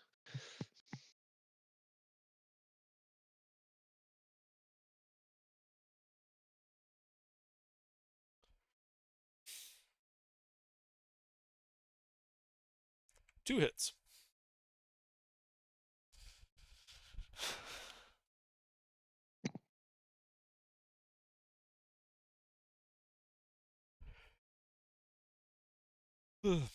I assume one of these 2 is the one that actually managed to get through your armor.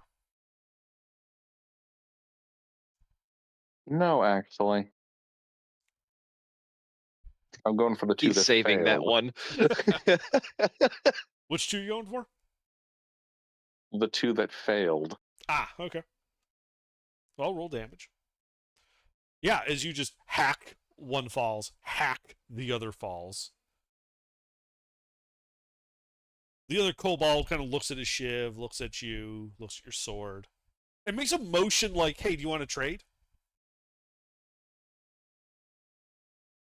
As my shield juts out and strikes him in the head.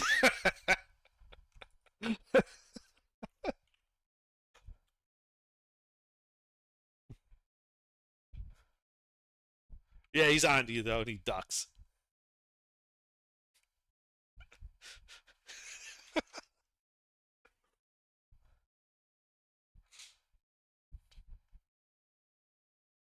You know, I'm tempted to action surge, but that would be wasteful.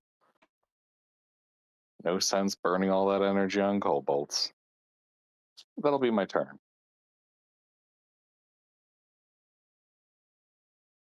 All right. Giuseppe. Giuseppe's gonna start whipping some more. All right. Well, there are 3. Left? Okay. Which one? One of the 2 fighting the crab, or the one that's got a shank out and is like engaged actively with Hebron? I think I'll help the crab because if Giuseppe can't beat a single thing by himself, he doesn't. I mean, not if Hebron can't beat one by himself, then he deserves to die. So I'm gonna help the crab. What about it? I just slaughtered several. I know. That's what I'm saying. You don't need help. And that's when this kobold reveals 2 hits. that he is the legend that we fear. The super kobold. Yeah, he's like whistles and kobolds are just pouring out of the flagstone like it's a fucking vermintide. Oh, fuck yes. Do that, Under, please. Let me play Vermintide.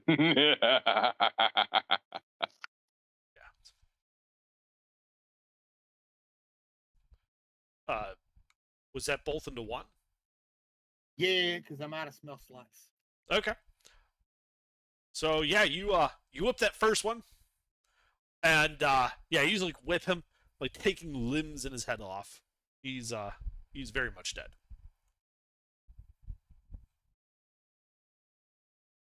Okay, I am done. All right, Elendar. I poke my head back around the corner. What do I see? Crab fighting a kobold and with a shiv. The crab does not look good. And then another kobold with a shiv fighting Hebron, and the Hebron, looks relatively fine. The kobolds, there are 6 dead kobolds surrounding Hebron at the moment. All right. Well, I think. I mean, I'll just pop a sacred flame at him. Deck Which one? save. What? Fighting the crab. Okay.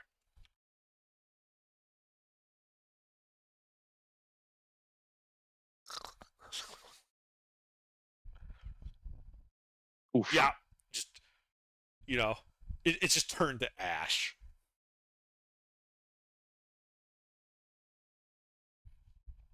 Anything else? I'll start moving down there. Not to melee, like just behind Giuseppe.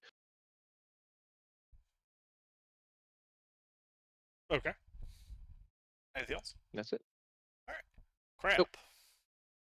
The crab is going to start clacking its claws as if, like announcing its presence, and it is just going to charge down that northern hallway, leaving the last kobold to fight Hebron.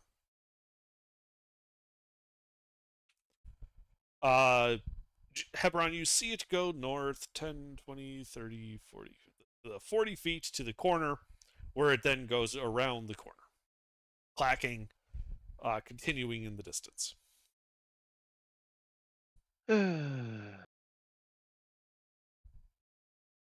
Should have healed him. Oh well. Can't you just end your spell and turn him back into whatever he was? He's a gnome. He has less HP as a gnome. He did. He really did. All right, but that's all the crab does. The kobold is going to try and it's going to look at the fact the crab went by, looks at you, Hebron, holds up a finger and starts running after the crab. Like he gives you like that, like 1 moment, please, and starts running after the crab. This will provoke an attack of opportunity from you.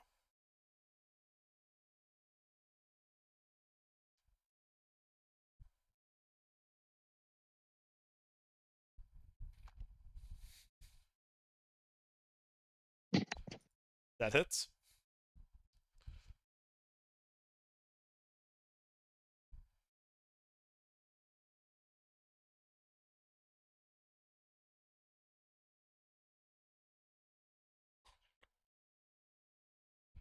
Yeah, and as you strike him down, he kind of turns and looks at you with this look on his face of betrayal and, but it worked last time.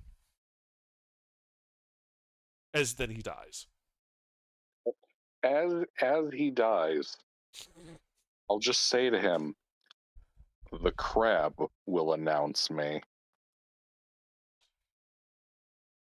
Yeah. As you hear that clacking getting softer and softer.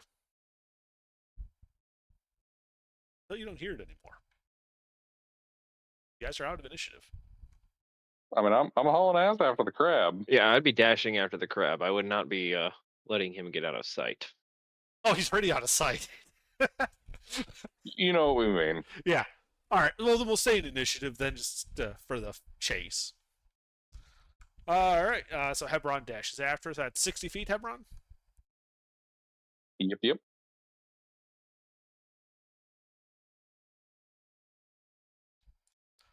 Okay. So that gets you to the corner. You can see the crab. 10, 20, 30, 50, 60. He is. Let's see. He only had. Yeah, he's like right in front of you, actually. Because he would not have had another turn yet. Still clacking madly. There is no kobold at the next corner, which is only 20 feet ahead. I tell the gnome, take a potion.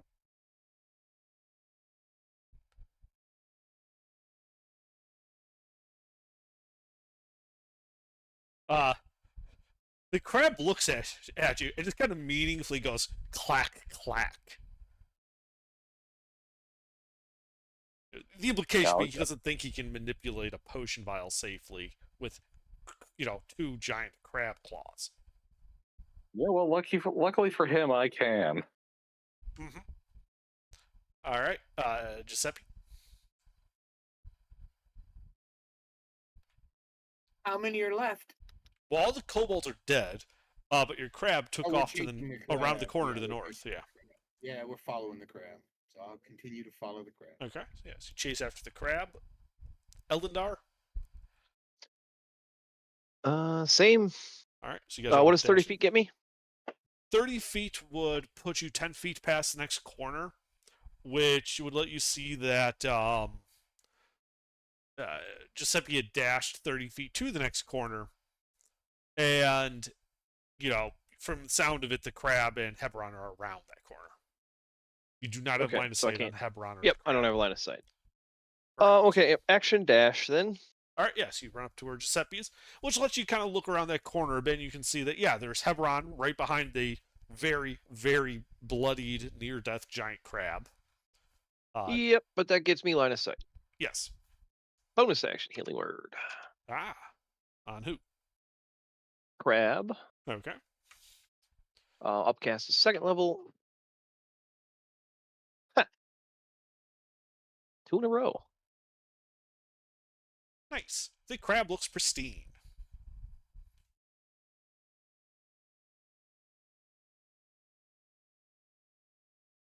Anything else?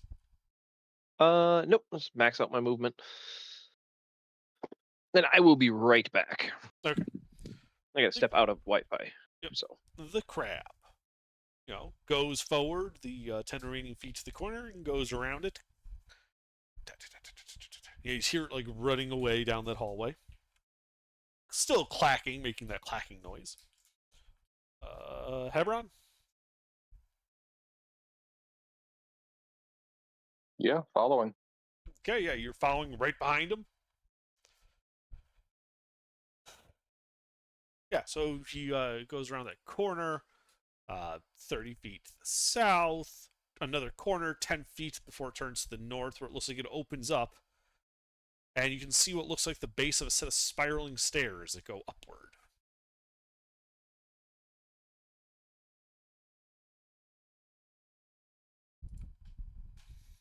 And Seppi, you're still following? Yeah, why not? Alright, and I'm just going to assume Landar is with you as well since he stepped away. So you see the crab, Hebron, still clacking madly. Start up the spiral stairs till you lose sight of him in the floor some 30 feet above you.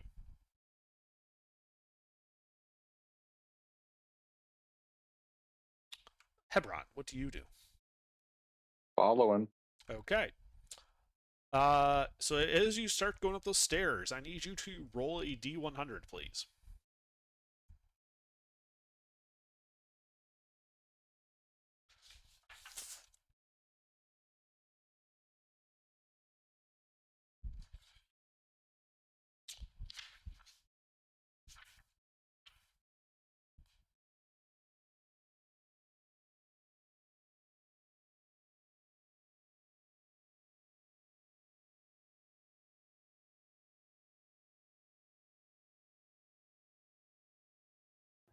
Uh, 98. Yeah, as you go up the stairs, you can see that they terminate at a square chamber about 35 by 35 with a low 5-foot-high stone ceiling. The air here smells stale and faintly of waste and rotting grain. A secured wooden trap door is on the ceiling above you with a rickety wooden ladder leaning against a nearby wall. Numerous wooden crates, boxes, and casks are piled and stacked throughout the chamber. The crab is looking at this ladder, and it's like it stopped clacking, and it just seems slumped over, like it's just like, God damn it, a fucking ladder, and I'm a crab. Wait a minute. All right. Well, having just barely made it here, I'm going to wheat for the party.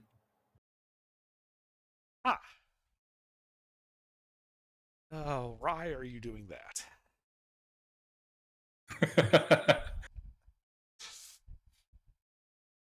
All right. Giuseppe, are you following them up those spiraling stairs? Oh, of course. All right. Then I will need you to also roll a D100.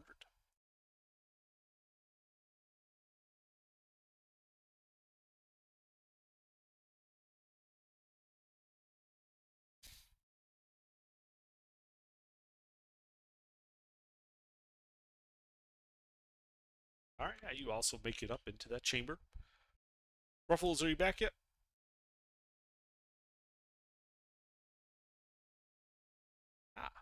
Yes. Okay. So I'm then also lastly, your elf starts coming up it. Elf. As you're going, what? I'm a health.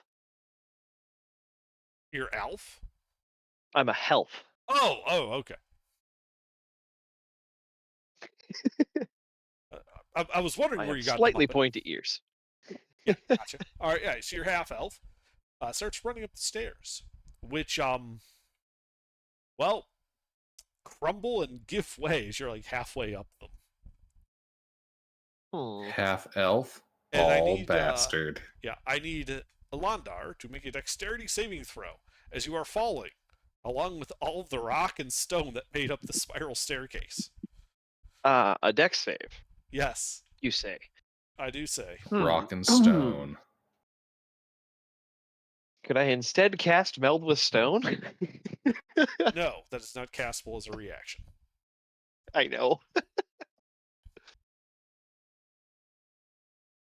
But it's got a little R next to it. You do not have 10 minutes before you hit the ground. Oof. Well, I hit the ground. Yeah, How you long hit does the he ground have? 5 minutes. and take 13 points of bludgeoning damage as stone and rock fall on you. Tickles a little bit. Con save for concentration on polymorph. And the crab is now this gnome again.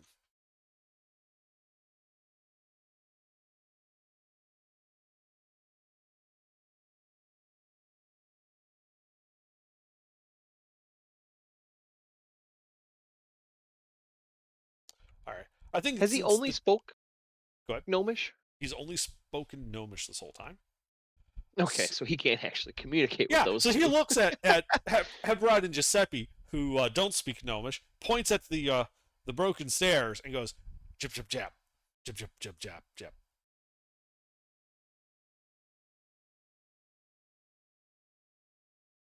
And then he walks over to the opening if Hebron and Giuseppe don't do anything. So you guys are effectively out of initiative at this point. What opening? Okay. Well, Where the the spiral stairs set of used to be? stairs going up, those stairs have collapsed and landed on Elendar. Right. So he walks over to the edge and starts yelling down at Elendar, jib, jib, jab, jab, jab, jib, jab. Which Elendar, in your stunned kind of state there, you hear him call down, you dumb fatso, you broke the stairs. The stairs happened to break when I was on them. No, he's definitely fat. Lose some weight.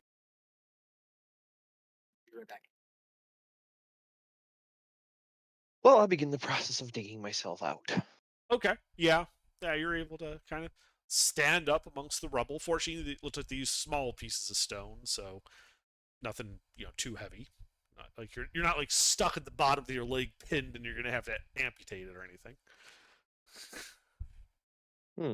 Well, that's but good. the rest of the party is 30 feet straight above you, looking down at an opening.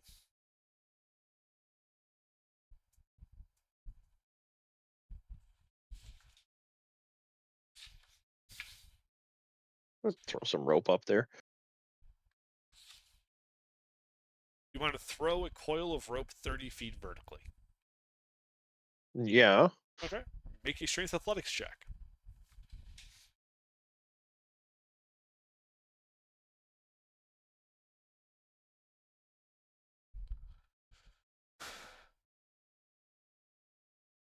It does not quite make it.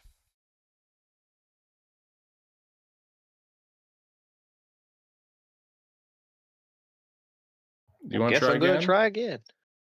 Okay. Is like Hebron like standing right at the edge to catch it?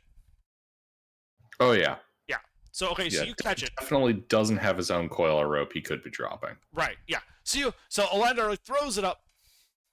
You catch it, like right over that edge, and you feel a small shove in the back of your knees. You can contest this with athletics or acrobatics, but the gnome is trying to shove you down the hole.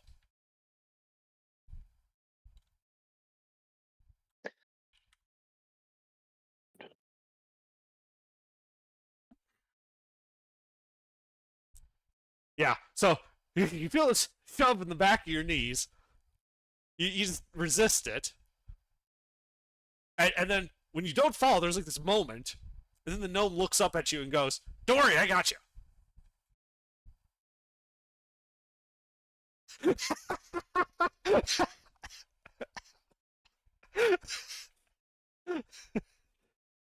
You know, it'd be a lot easier for me to push you off the edge. Keep that in mind, Seven. Jip, jip, jap.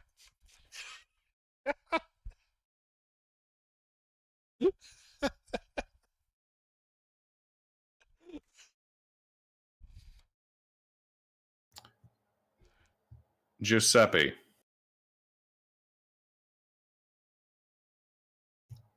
Giuseppe. Mister.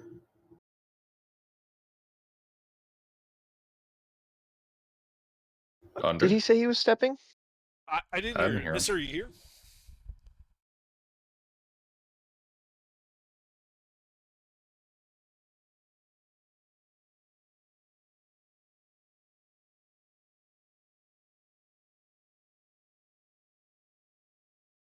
All right. Well, I'm going to begin,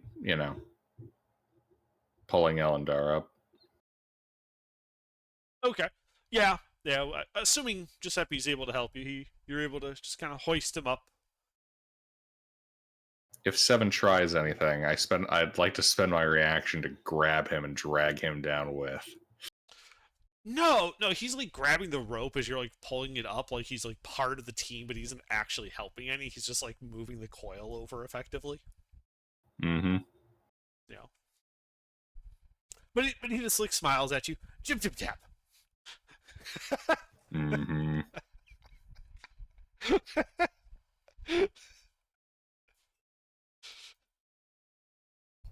Well, he can't understand me, but his life expectancy has just dropped sharply.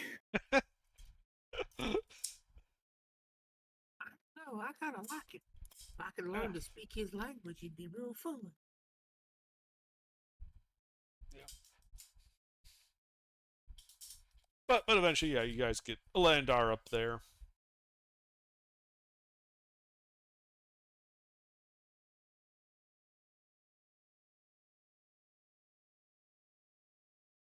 And you know, the gnome turns to you, Elandar, and says, "Wow, good thing we were all up here to pull you up. Team effort and all that." Looks at the stair hole. That looks like a long way for a gnome to fall. He looks over at it. It is.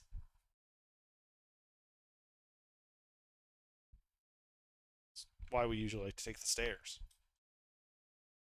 But, you know, you broke them. So, good job. Real hero material there. Breaking all the stairs. That's fine. So, Wizard Tower. Uh-huh. As I re-put the noose around his neck. Oh, come on. You can trust me. I haven't betrayed you yet. You've betrayed us 3 or 4 times so far. No, I haven't. Well, when did I betray you?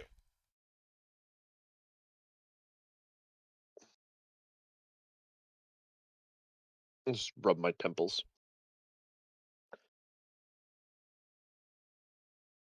Like a disappointed dad rub. Like both hands. That's what I thought. See, I didn't betray you. Can't even think of a single time I betrayed you. The attempted shove. You tried to run past us to get away and only stopped because you ran into a ladder. The flask of alchemist fire. No, that was not betrayal. That was fair. You said I couldn't kill you. I don't think you could kill any of us. I'll just wait till you go to sleep.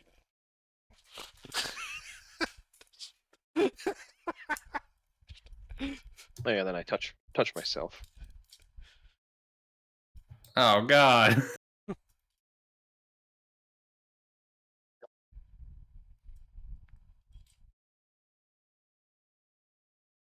All right, so what's up this ladder?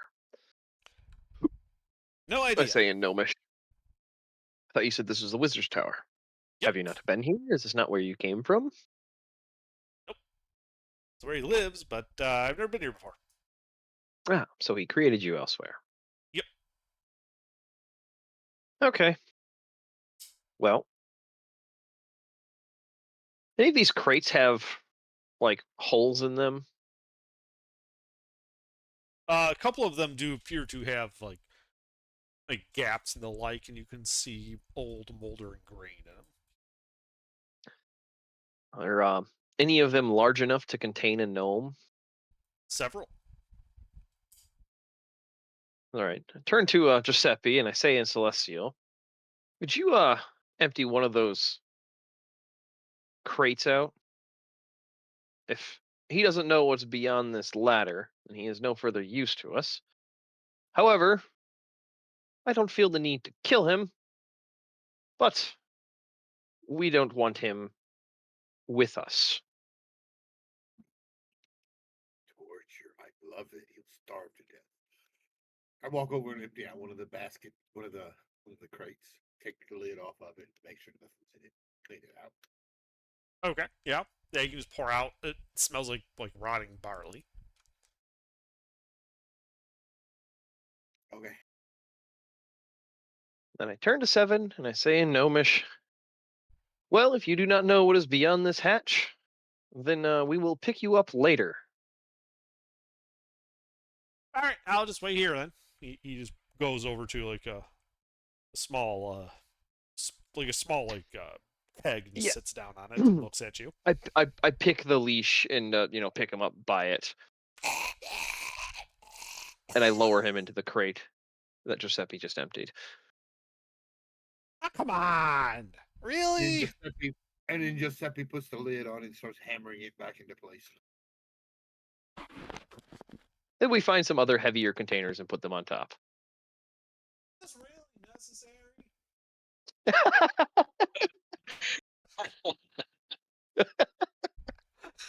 Oh, just the fucking ventriloquist talking out of the trunk.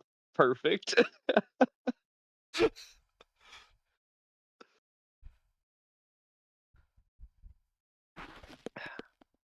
leave me some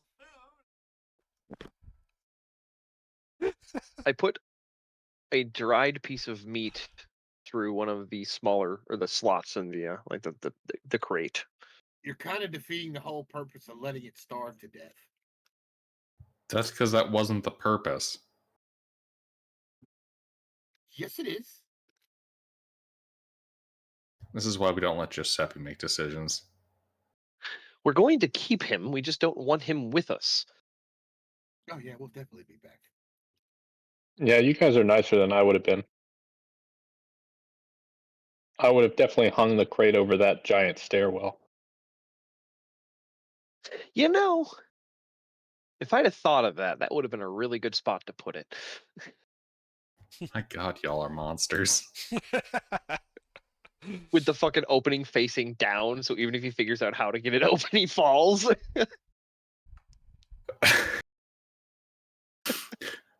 More, I No, was we thinking just- along the lines of a Terry Pratchett quote.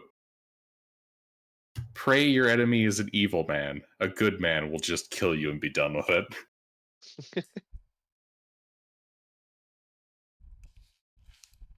But yeah, we box up 7 and pile some heavy shit on top of it, so even if he does figure out how to open the container, he cannot. Oh, also, to clarify, I would have taken his short sword as well. Ah, okay. Not leaving him with that inside of a crate. Poke a hole in the side and climb out. But yeah, pile heavy shit on it, and yeah, let's proceed up. Haberon, after you.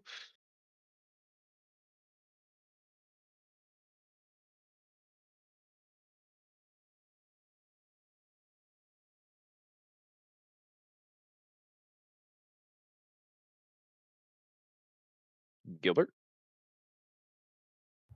The coyotes are up to something out in the woods. I can hear them. Why didn't you say there were woods? We'll just go that way.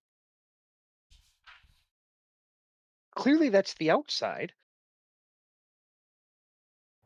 What? Well, we've been trying to get out of this dungeon. Now you can hear coyotes. Why don't we just go that way?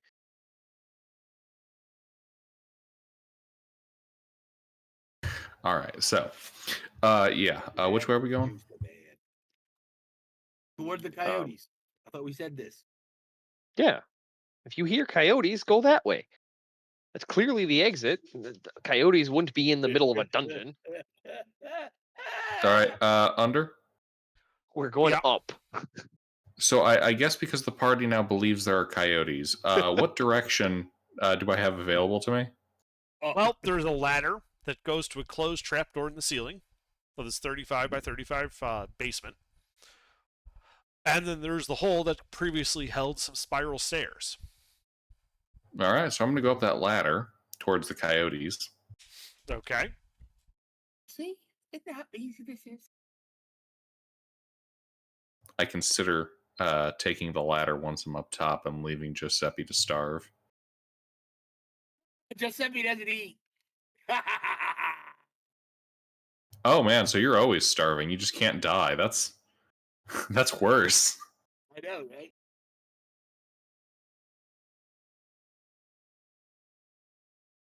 But I can't be tortured by the smell of food because I don't breathe either. So In that case, then I abandon Giuseppe down here in the company of a gnome.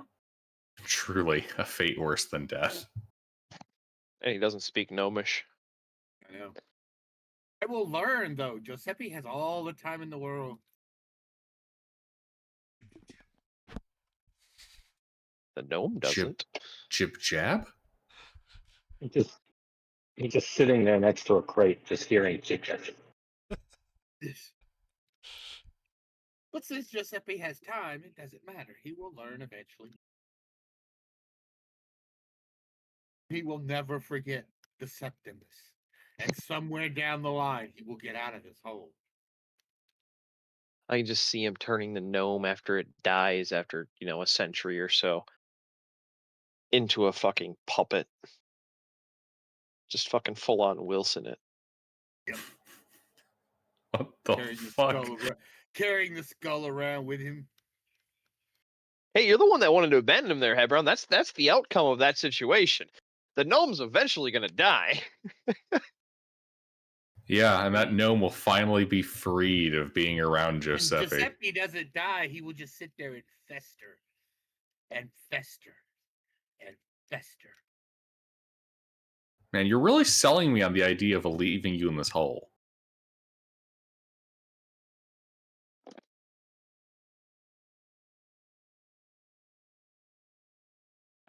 Quick, Ruffles, I need some downsides to leaving him in the hole. I see none. All right, come on up. We'll leave him in the hole.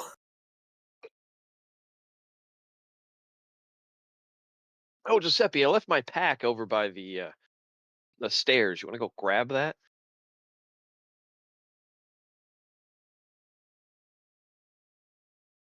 Yeah, sure. All right, let's go, guys.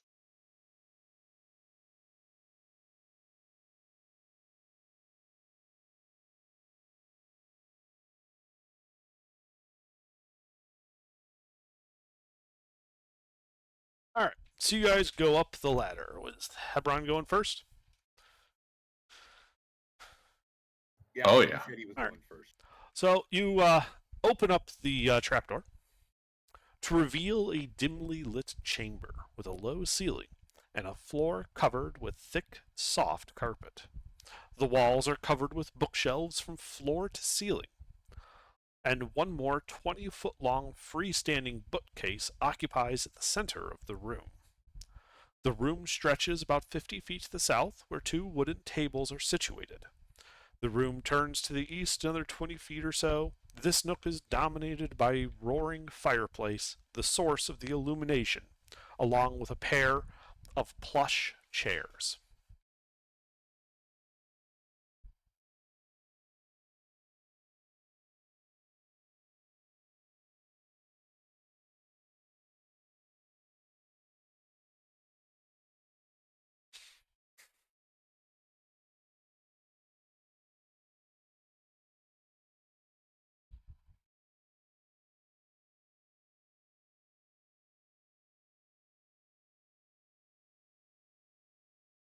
Mm-hmm.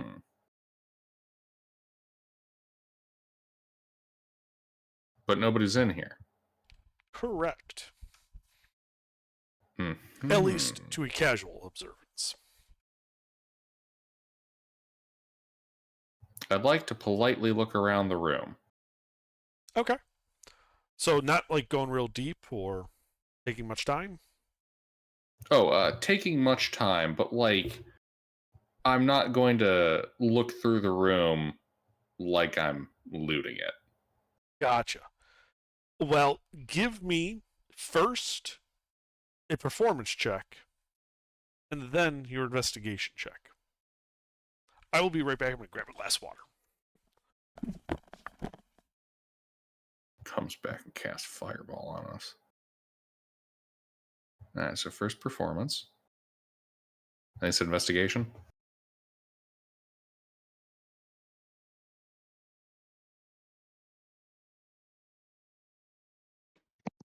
Well, we didn't I hire have you for your returned. acting skills. All right, so you like clearly start like looking at this. You're like checking like prices, like you're going through with like an open connection to eBay, just like like going through like your grandma's library, just with like an open connection to eBay, marking all the valuable books as ones you want. By the way, what does he have in terms of books? So at 18, all right, so most of the bookshelves are filled with tomes, librams, and manuals. The books cover a wide range of topics, including history, science, nature, geography, and mathematics. All told, there are 1,112 books in this floor. And most are still in a usable condition. Most of the books are individually not worth much. Right. They might go for 1 to 3 gold, in an open market. It's rare to find such a large quantity of books, but the books themselves are not terribly valuable. Though you do find a few notable books that could fetch as much as 20 gold on the open market. You also find 4 sorry, not 4. You do find 2 noteworthy books. One appears to be a magical tome, which looks to contain instructions regarding skeletal type creations. The That sounds interesting. Skeletal type creations? Yes. Like it's a skeleton, but not of a creature you recognize. It's almost like it's a necromantic manual. Okay. You don't recognize the creature's like anatomy. It's off. The second one is titled "How to Find Secret Doors." Okay, popping. All right, so all of those books are going in the continuing the sack labeled continuing education for adventurers. Sure. So yeah, you put the necromantic tome, the magical necromantic tome in the thing, and you go to pull How to Find Traps off the shelf. And as you pull it forward, it goes forward only so far, and then it like stops, and you hear this clunk as your hand kind of slips off the spine, and it springs back into place, and you start hearing thunka thunka thunka thunka thunka thunka thunka behind the bookshelf.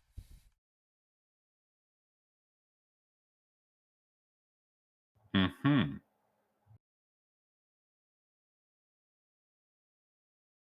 Which then springs forward. Make a deck save.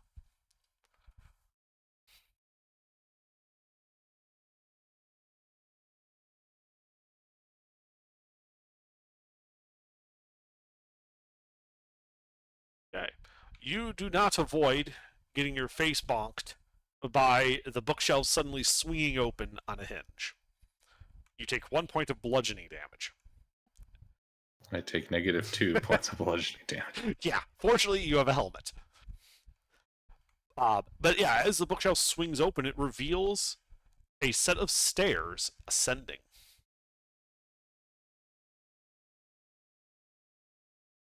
Is this book completely fake? Yes. It was attached to a lever. That's all it was.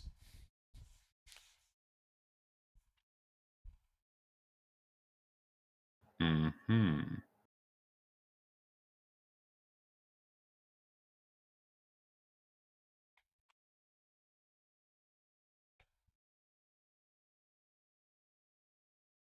There's a part of me that just wants to pull it out, including a little chunk of the mechanism, so it's like plainly, you know, people could plainly see what the joke of it was, but I think I'll just leave it on there.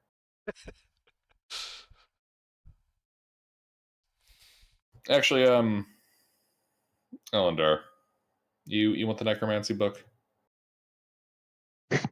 Hmm? You want to hold on to the book about necromancy and want we the can read over it necromancy later? book. Yeah, I want Giuseppe, the necromancy. I'm not trusting you with a book on necromancy Why? because you're disreputable and dishonest.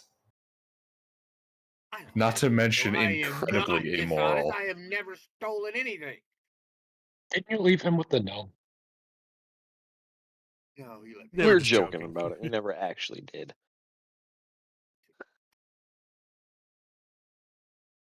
Right. Joking. Yes. That's what Hebron was doing. I want the book on the zombie dominant. I want the zombie book. Let me have the zombie book. Please, sir.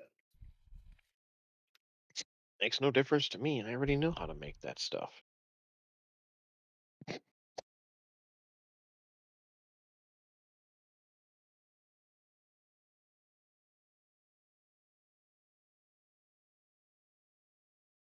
Angry duding intensifies.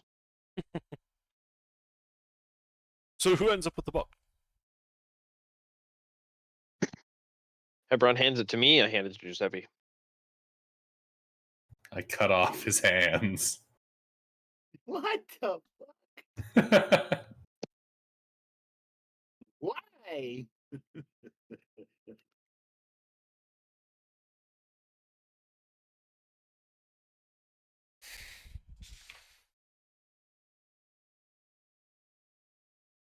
What kind of book is it under? It is a magical book that seems to be detailing the creation of a skeletal, like creature of some kind.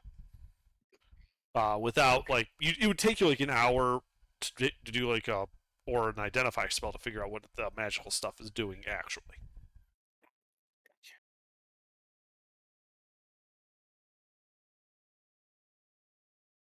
I don't believe we have anybody that knows identify.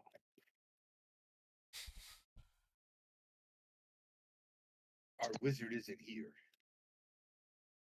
We don't even have a wizard. I'm I the would have party to- wizard.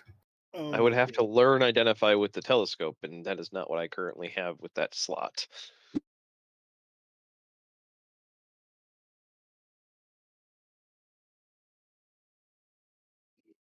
Okay. I mean, we have the capability of identifying.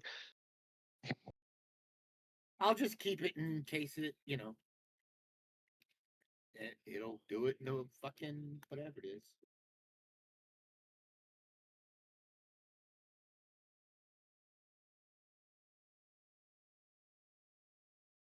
I'll attune to it, take an hour, and it'll still tell me what the spell is. Okay.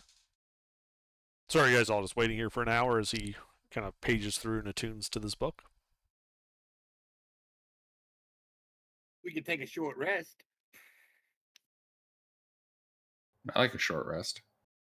I mean, yeah, y'all can relive y'all whatchamajigers. Yeah. So like Hebron and Elandar can take a short rest, but if you're trying to identify this book, then you do not. That's what you're doing for this Gotcha. hour. Yeah, that's good. All right. You just want me to put I'll it be in the reading. normal chat or DM it to you, what it does? DM it to me, please. Okay. He'll tune to that book. I'll take a short rest. I'll read some of the stuff on the library I just stole.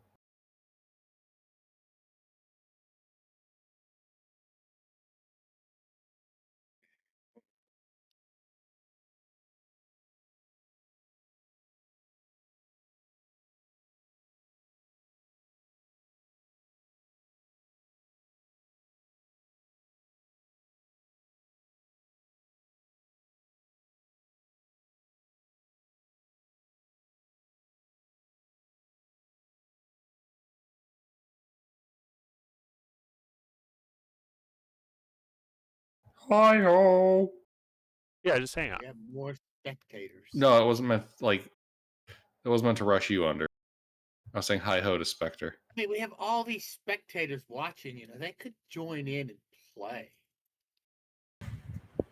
but I like to watch. Yeah, Giggity. he's an RPG voyeurist. At least he ain't an RPG hero. That, and honestly, my Saturdays are intermittently available. Yeah, I'm not usually here. I'm literally at work right now. The only reason I'm on is because nobody else showed up to work, so I have the office to myself. Oh.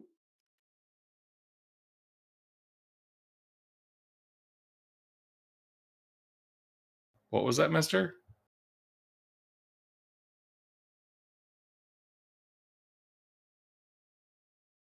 Nothing. That's what Pay I no thought. attention to the man behind the curtain. Pay no attention to the man behind the curtain. Thank you very much. Okay, then.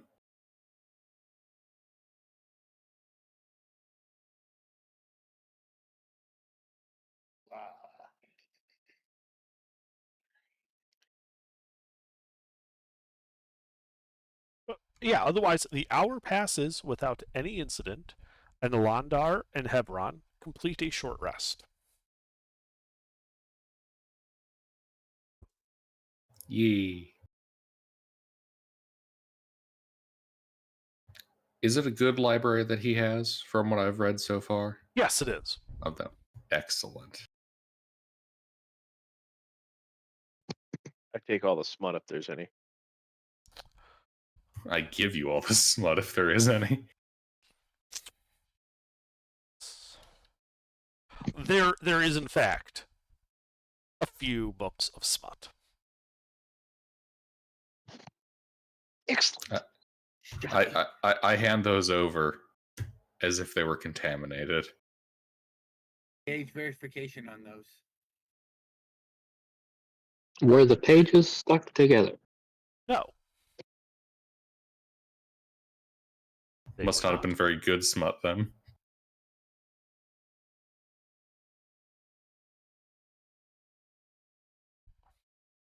They appear to be somewhat raunchy romance novels. Oh, those are the best. No, seriously. One of the favorite games you can do is if you're at the store, find their like trashy middle-aged romance books for middle-aged women, pull one off the shelf and flip to a random page and see what you come across.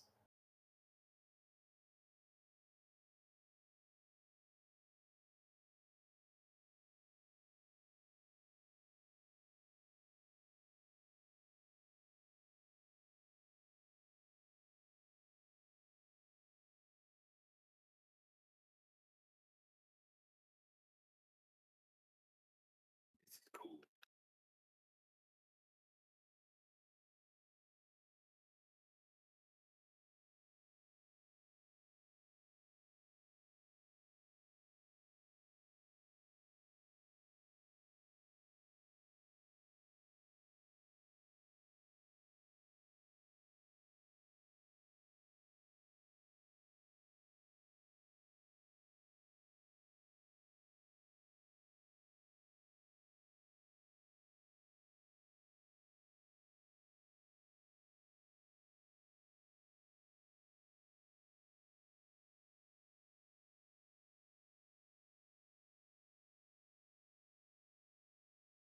Yeah, so what do you guys do? You're sitting in this. Yay! You're sitting in this library. You revealed a set of stairs that ascend. You got the trapdoor. It goes down. What now? We ascend. Okay, you're all going up. Yeah. Yep, I'm Okay. bringing up the rear. So you start ascending the stairs, which are about 30 feet long. And as you get towards the top, you can start to see into this room, which you can tell has stale air and a thick layer of dust covering the stone floor. The chamber is 25 feet wide, but increases to nearly 50 feet with curved walls. The ceiling is at least 20 feet above head. Two 7-foot statues of warriors holding great axes flank the entrance. At the far end of the room is a massive, sealed stone sarcophagus about 15 feet long with a plain, unadorned surface. Flanking the sarcophagus is also a pair of 15-foot tall stone statues, each of a helmed warrior holding a shield and a longsword. And as you get to the top step, Hebron, you feel a click underfoot, and you guys hear as all the stairs collapse into like a smooth ramp. And you all begin to fall, sliding back down the stairs the way you came. I would like to arrest my fall. Okay. So, you can start to arrest your fall, with which actually would require a strength save. And all three of you could attempt to do so. As you do see at the bottom, several spinning blades have appeared at the bottom of the steps, making a slight whirring sound.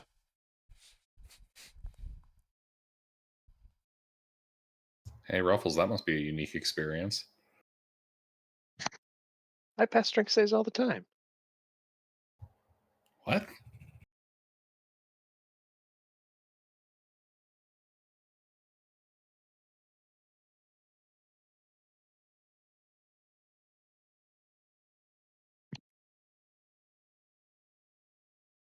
So Hebron and Eleanor manage to slow themselves to a stop on this smooth ramp. Giuseppe does not and careens into these spinning blades. Am I dead? Is it save or suck? It is not save or die. As you hit the blades, going at a relatively good clip, and they cut into you as you bounce off and land back in the library. Ow. You take 5 points of slashing damage. Ow. But the blades are still there, as is the ramp. Ow. Ooh, lay on hands. 5 points. Go. Ow. That sucked.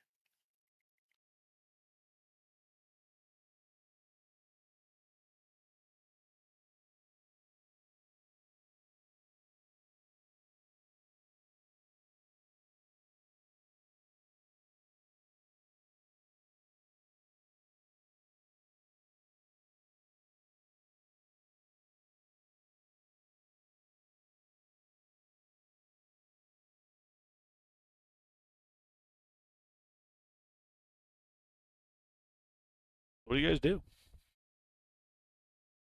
I mean, crawl back up. Okay. Yeah, you and Landark just kind of prone crawl back up into the room. Mm-hmm. But what does Giuseppe do? As there is a smooth ramp on the far side of some spinning blades of death that are going to a smooth ramp. Is there any way I could smack those blades? You could certainly try to hit them with your with a weapon of some kind. Sure. Make an attack roll if you'd like to. And what weapon are you using? I do not know yet. I want to see. Can I see where they, how they're connected and disassemble them, or turn the trap off? Maybe. Well, from what it looks like, the blades came up through some slits in the stone that originally just looked like areas where the mortar had worn away. Are you aware of how, like, on a table saw, how saw stop works? Yes. Okay. Imagine that, but in reverse, is basically what this did. It threw the blades up onto the axle and started spinning. Okay. And it's like, 8 table saw blades on the floor. Yeah. Yeah.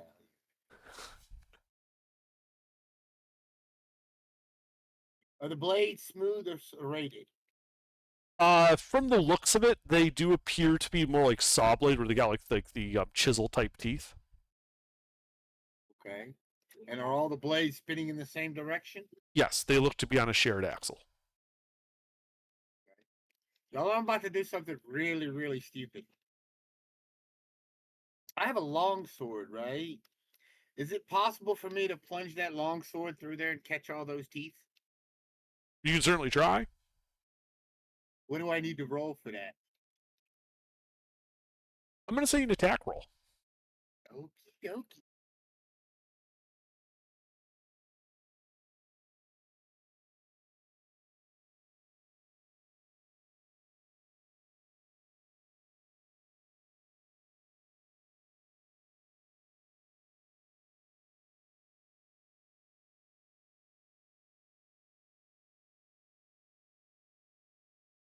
Okay. Yeah. So you kind of quickly jab the sword in, gets wrenched out of your hands as it slams into the ground. The blades come to an immediate dead stop, pinning the sword to the ground with their teeth. All right, good. I'm just gonna go. You back then up start to the- hear a high-pitched squealing sound of like a belt slipping over a pulley. Yep. I'm just gonna wait until the thing goes boom, because it's about to go boom. Like, have you ever put so much stuff in a laundry machine that it like stalls out and you just get like that rubber squealing sound? Yeah, the burn smell. Yeah. Yeah, and and the bird belt smell. You're starting to get that now too. And the belt breaks and it's done. Mm-hmm. Mm-hmm. And with a smell of like burning pitch, there's a snapping sound, and all of a sudden, like the saw blades kind of like relax a bit in the sword. You can see there's like some dents, like divots where the teeth hit the sword side. But the sword appears to have been released. Good. I'll pick my sword back up. And we'll go back up and join the party. Okay. Yeah, you can do so. So as I said before, it's a chamber 20 feet wide, or 25 feet wide at the entrance, but kind of, elongates out to 50 feet at the far side with curving walls, 20-foot high ceiling. At the entrance, there are two 7-foot tall statues of warriors wielding great axes. And at the far end of the room is a massive stone sarcophagus, 15 feet long with a plain, unadorned surface. Flanking either side of the sarcophagus is a pair of 15-foot tall stone statues, each a helmed warrior holding a shield and a longsword.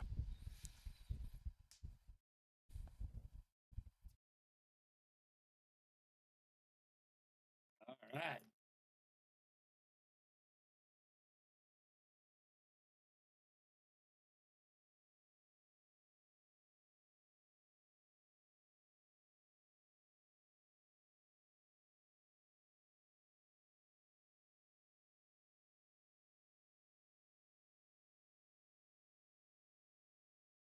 Well, since we're all up here now,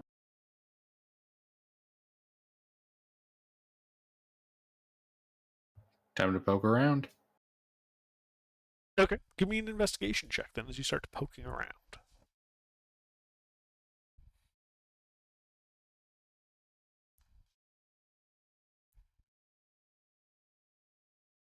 Alright. Yeah, so the room does not look like it's been heavily used. You don't see any other doors in or out. The statues appear to be just statues, like they're not like wielding actual weapons or anything. The only thing of note is the sarcophagus and the statues. And the top of the sarcophagus, which at first appears to be unadorned, but as you get closer you realize it's not adorned so much as it's designed. Much like a puzzle box, there are like different sections of the stone top that you could like slide around. And you think that like opening it, 12 would kind of tell you that's probably some type of like puzzle lock. Mm-hmm. Can I intuit anything about what this puzzle is? Well, as you're looking at it, you can see what looks to be like a really faded remnants of ink on it, but it is far too faded to be able to make out what it once was. You think this might literally have been like an unscramble the picture type puzzle. Except now they're just sort of this off-white gray stone.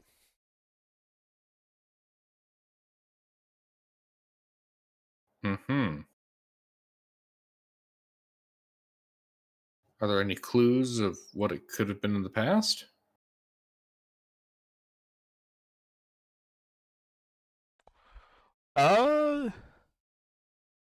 Make an investigation check, I would say, as you look for clues.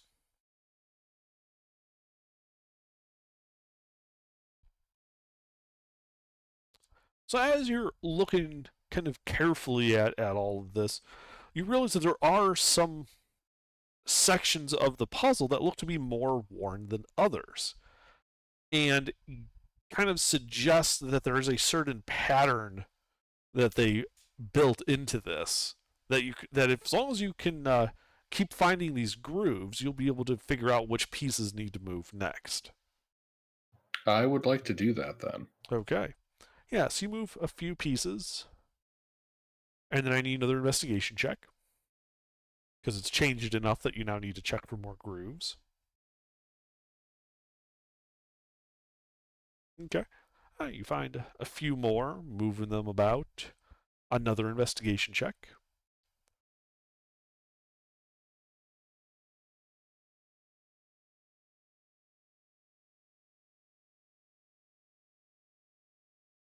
Yeah. And as you're kind of moving like the last pieces over, you hear a just kind of like a dull, resounding kerplunk.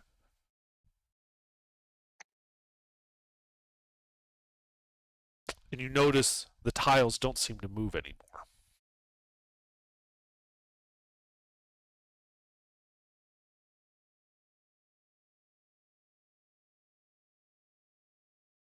And this was on the sarcophagus?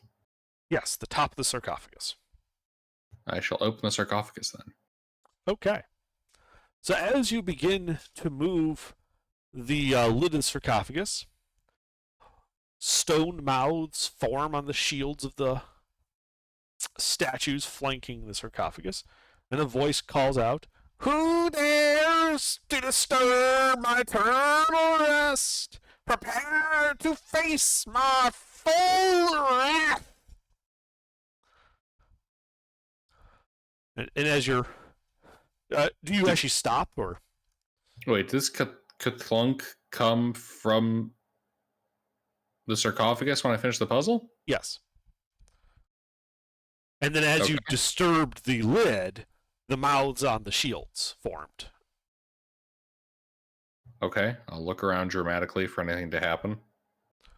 And you hear this moan come from inside the sarcophagus, followed by a thunk and another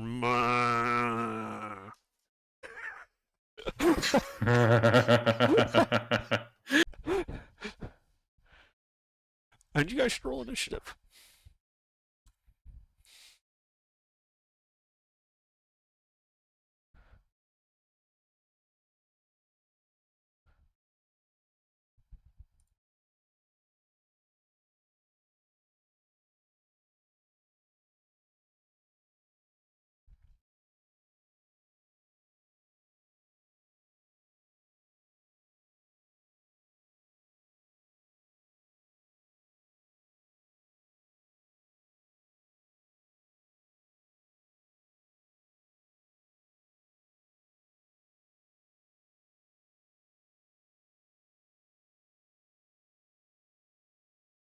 All right, well, Giuseppe.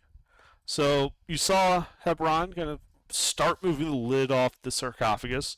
That voice called out, followed by a moan from inside the sarcophagus and a thunk of something hitting the lid, but the lid's still on. Well, then I'm gonna hold my action and wait to see if something jumps out. Okay. Elendar? A zombie making sound from somewhere within the sarcophagus.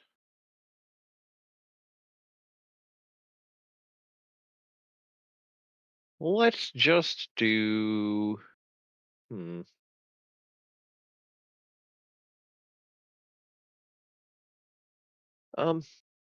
does the rest of the room look like real quick? It appears to be a plain stone chamber. 25 feet by the opening that led to the stairs, 50 feet wide by the sarcophagus. 7-foot tall stone statues of warriors wielding great axes flanking the stairway. 15-foot tall stone statues wielding long swords and shields flanking the sarcophagus over by the party currently. All right. Between Giuseppe and Hebron, who actually has more AC? Pretty certain it's me. Sitting at 21. Mister? Yeah, I'm only at 20. Okay. Shield of Faith on Giuseppe, and I go hide behind one of the statues with the intent to fully break line of sight, concealing myself from the sarcophagus. Okay. You do so. So, Mister plus 2 AC. Okie dokie. And then that's actually a bonus action, so I can use my action to horribly hide.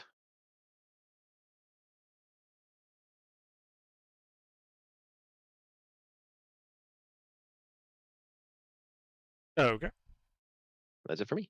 All right. Hebron.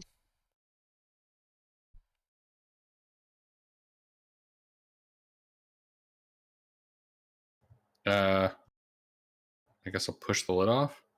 Okay, you push the lid off. Inside, you can see a mostly decayed, zombified body with a little bit of a flattened section on its forehead, like it suddenly tried to sit up and hit the lid. Next to it, in the casket, but not in the zombie's grasp, you can see what appears to be a staff of some kind.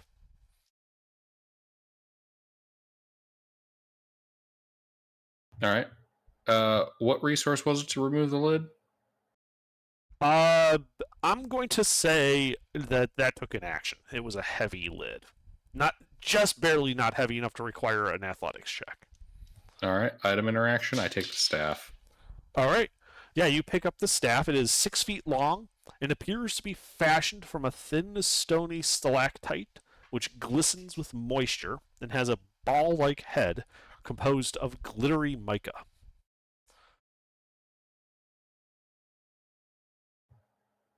Cool. It's mine now. I got it on a great deal.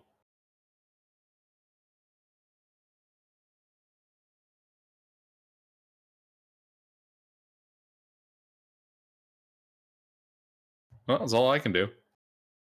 Okay. Well, the zombie is going to stand up and attack you. That's nice. I have staff. Does a 21 hit you? Just fucking barely. All right, as it slams into you for 7 points of bludgeoning damage. 4. And I need a Constitution saving throw from you.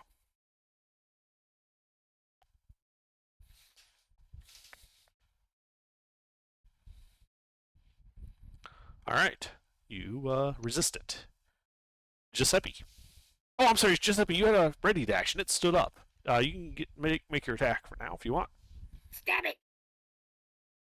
Roll to hit. I just got my 5th monitor working. I'm fucking stupid.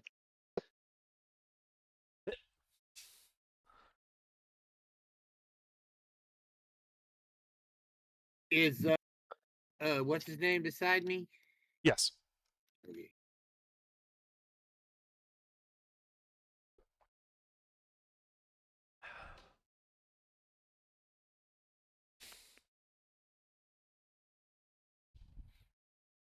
Would you look at that bullshit?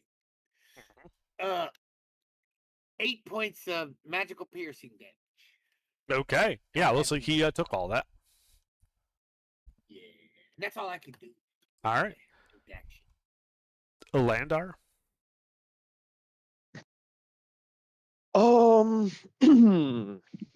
I would like to Look at my sheet to make sure that the thing.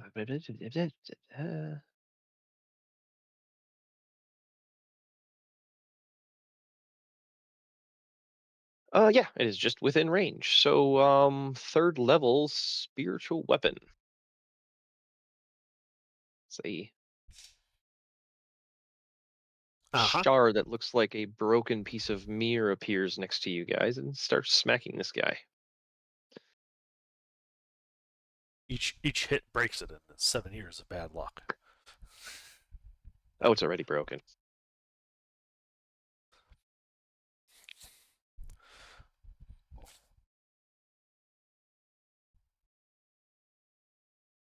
Hit.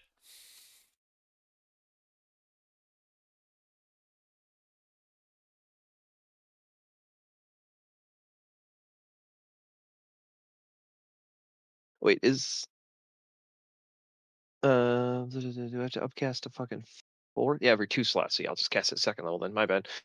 No worries. I'm so used to the only magic fucking spell I ever use as a fucking melee attack is the It's psychic also one shadow of the. sword. It's actually one of very few spells that only scales every other level. Yeah. Well, Most I'm of also them so do the something only every level.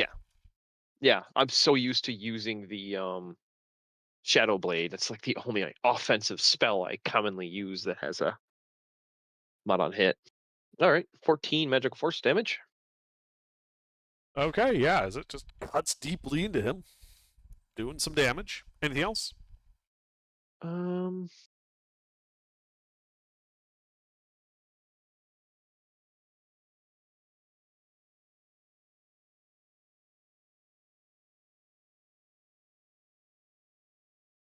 Nope. All right, Hebron. Sacred Flame would require me poking my head out because I need to see him. No, thank you. A zombie, you say? Yes. And standing? Yes. Stab, stab. Or slash, slash, I should say. 2 hits. Put a trip attack on that first one. Okay.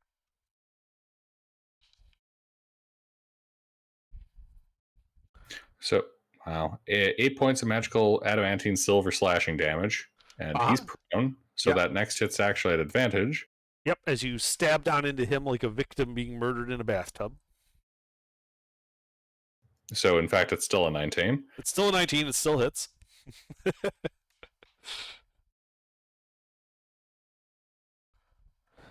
14.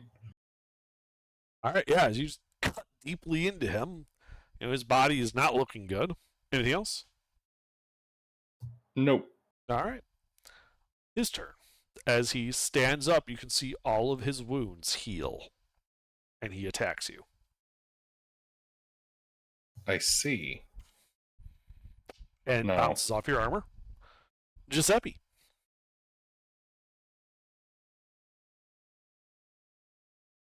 Alrighty, is it my turn? It is your turn. What's he doing? Is the skeleton still trying to stand? Well, the zombie stood back up after getting knocked down.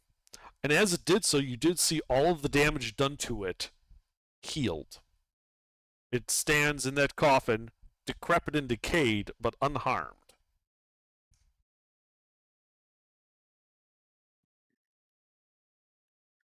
Okay, well then let's try something else.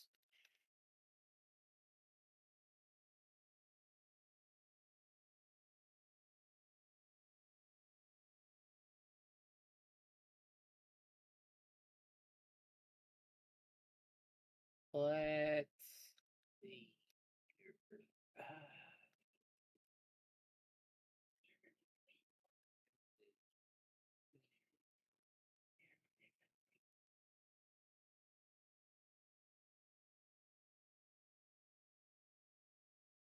I guess.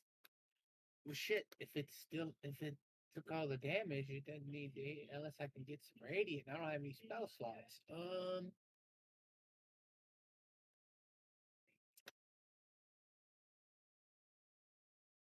I'm gonna channel divinity. Give me a deck save.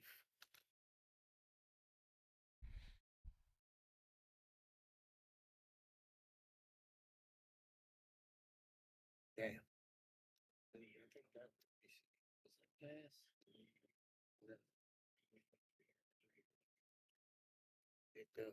Shit. So that passes by 1, so that didn't help. So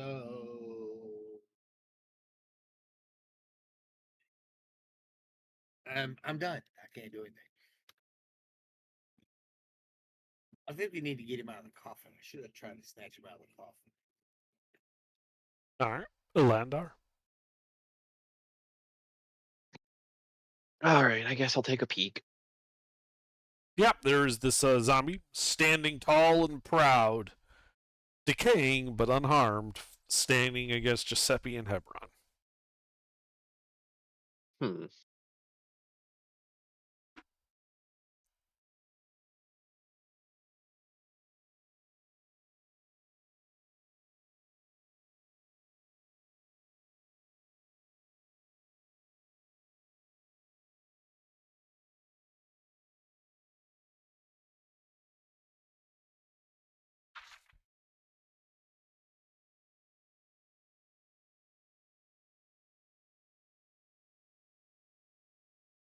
Da-da-da-da-dum.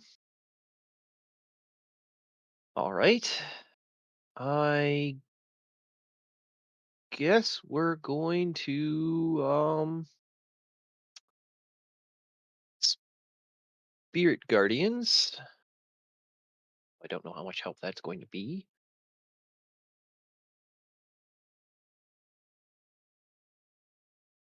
And then I will walk over there.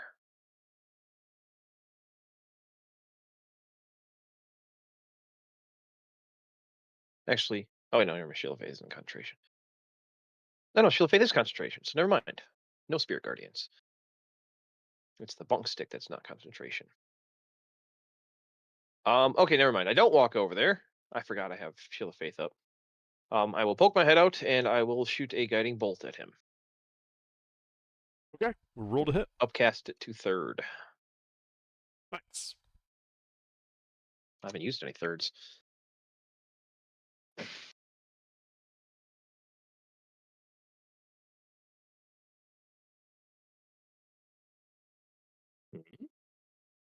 Hmm.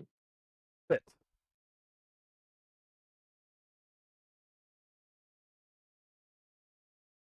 All right, yeah. Blasts into him, searing his flesh with radiant flame as he begins glowing. What color?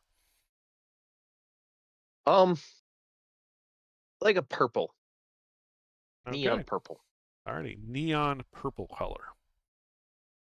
Anything else on your turn? Let's go back to breaking line of sight if I can. Yeah, you can just step around this big statue and break line of sight. Indeed. All right, Hebron. All right. Advantage. Yep. His ass is down and prone. No, he's still standing. Okay, standing. All right. Yeah. His turn's after yours, so he just stood up.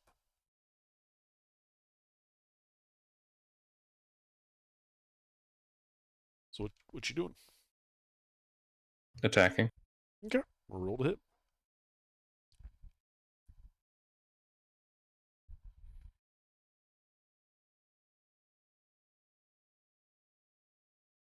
That's a hit.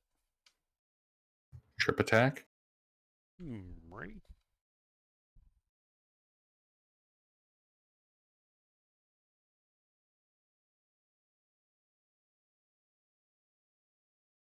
All right. That's 15. He's cut deep, taking all that damage. Anything else? Yep. One more attack. Hit.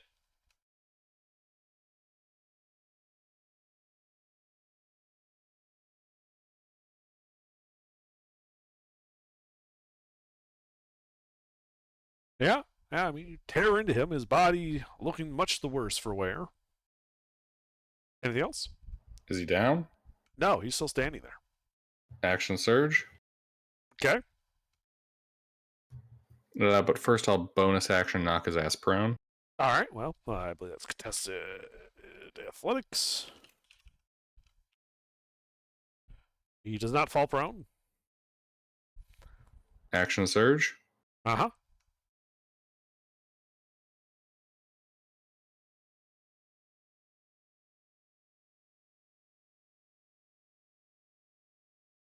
Two hits.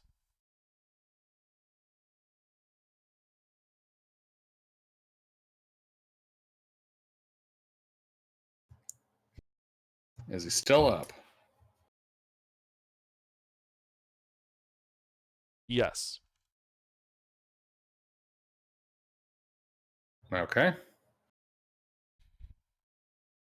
Guys, just knock him prone and close him back in. We got the treasure. That's all I got. All right.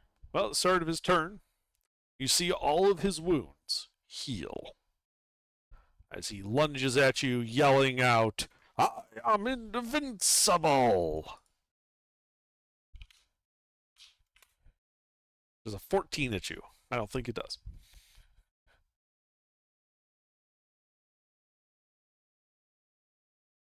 Giuseppe?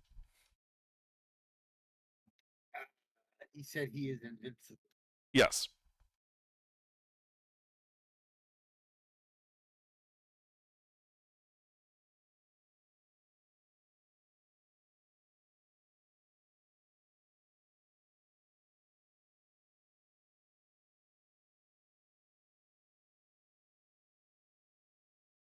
I mean, did his wounds heal again? Yes. Mystery, you have to knock his ass prone and lock him back up. Oh, okay. Okay. Can I shove him prone? You can certainly try. It is a contested athletics check. Okie dokie. Athletics? I like that. Yep, you have to beat a 5.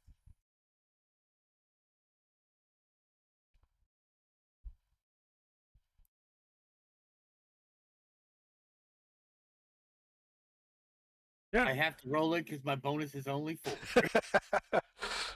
Yeah.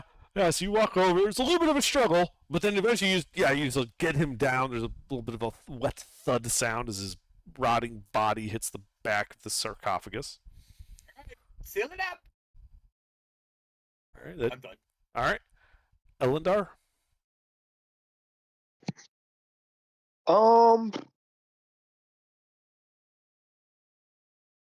I drop concentration of Shield of Faith and run up and touch Hebron and cast Enhance Ability Strength on him.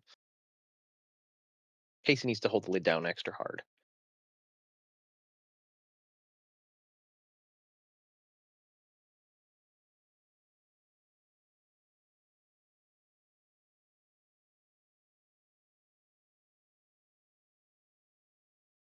Is that all?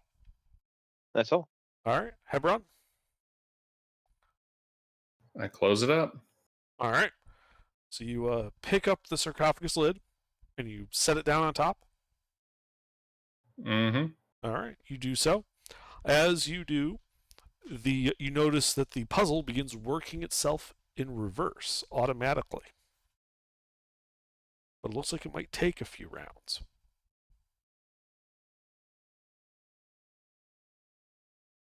Are you holding the lid down or just setting it there and watching? Holding it down. All right. Well, on the zombie's turn, he's going to try and force his way out. So this is a contested athletics check. However, you have advantage as you are pushing down while he is trying to push up. And he's swole.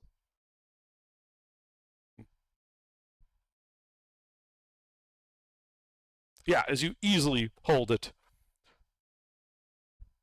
As you hear a kerclunk, and all goes quiet, the puzzle having reset to its initial position. You guys are out of initiative.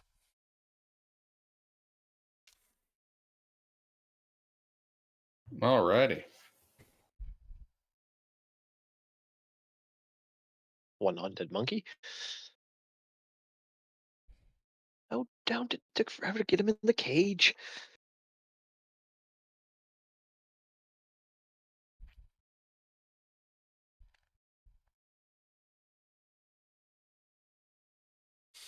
Do you know identify? Not right now.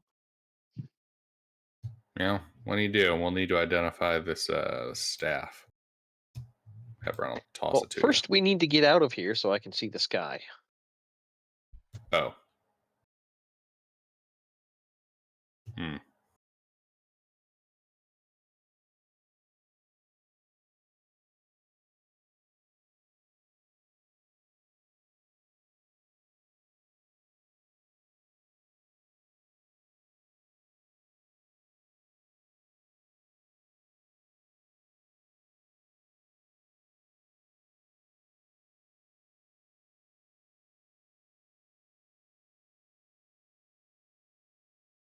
Hey, Under.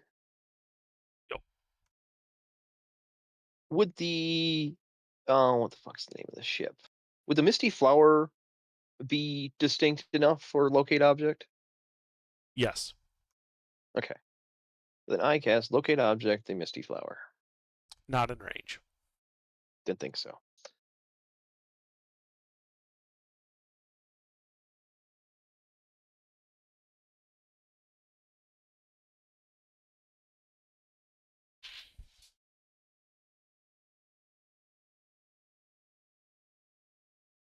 Is anybody worse for wear? Not really. All right, well, I not think a I've taken second, enough so- damage over the whole dungeon to maybe warrant like a health potion. I just cure wounds. I have plenty of firsts. Hey, hit me up. Although honestly, at this point, I could use a short rest more than anything. We just took a short rest. I know, and I just burned through a whole bunch of my dice doing investigation checks. Well, there's your heals. Thank you.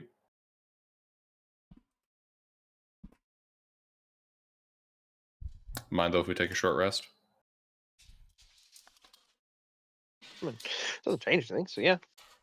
Well, snooze in here next to the sarcophagus. Oh yeah. Or maybe find somewhere else. That should be fine. All right.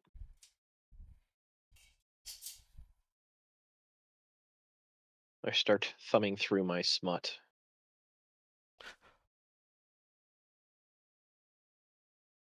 All right. So yeah, you Are you guys. a Catholic priest? I'm not that kind of priest. An hour passes uneventfully. You guys have taken a short rest.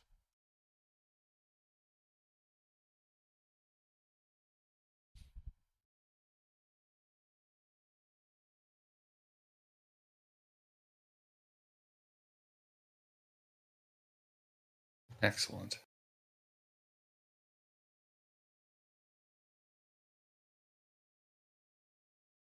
All right. Let's find the out button.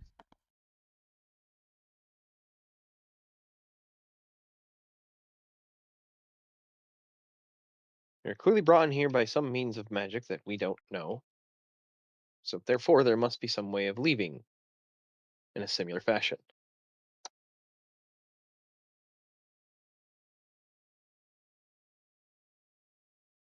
That seems incredibly reasonable.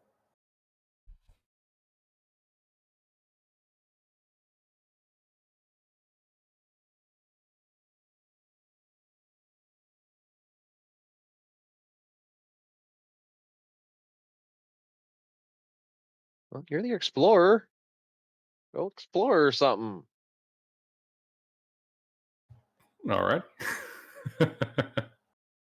Yeah, Hebron will look around the chamber. But I've kind of forgotten since the initial description. There wasn't an obvious staircase, was there? There was not. Okay, I'll investigate the room. Okay, make an investigation check.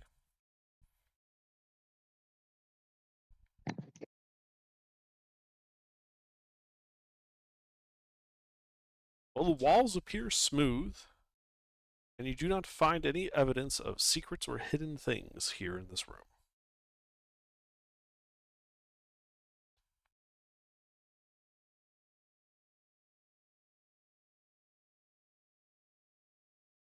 All right.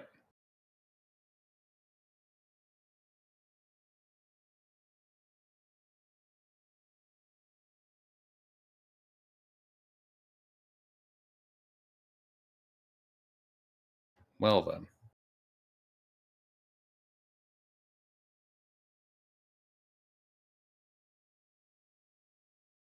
What can you tell me about the statues? They appear to be rather lacking in details, almost like they're iconographic rather than detailing a specific person. The ones by the entrance to the stairs that go back down to the library are 7 feet tall and are both of warriors holding great axes. The two by the sarcophagus are 15 feet tall and appear molded as like armored figures wielding shield and longsword. Neither really has like a discernible face, right? It's more like they've got like a head and head like depression features, but nothing. It's not like they sculpt this to look like somebody. Right. It's generic asset. Well, more like have you ever seen one of those like posable wooden dolls that artists sometimes use to like figure out how they want to draw certain types? It's almost like these are like giant stone versions of that, but clad in arms and armor. Representative, not detailed. Hmm.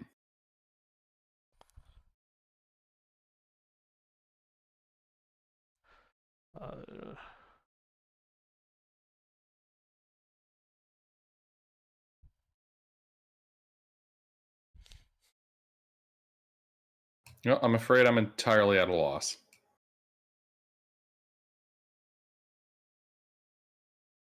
You guys got any ideas?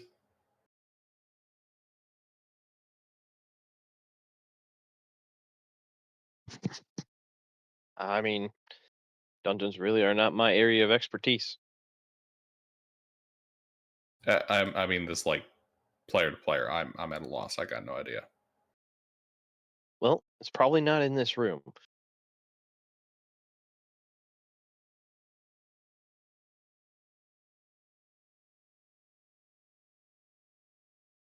Well, if it's not in this room and it's not the last room, that leaves us with completely going back the way we came. Yes. We pick up 7 along the way.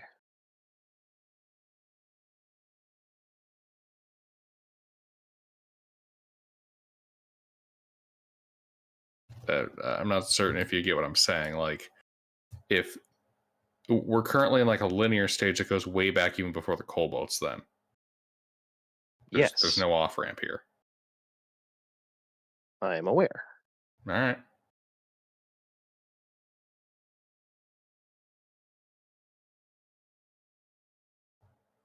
We go back that way. Okay. So you go back down the ramp and into the library. And where do you have the staff that you pulled from the sarcophagus, Hebron? On my person? Yeah, where? I don't know, probably strapped to the backpack. Okay. So, yeah, you hear like this dull humming sound, and you can kind of feel like a vibration coming from your backpack. Okay, pull out the staff. Yeah, the staff is vibrating. Okay. Can I divine anything from that? Well, it wasn't vibrating before. It started vibrating when you walked into the library.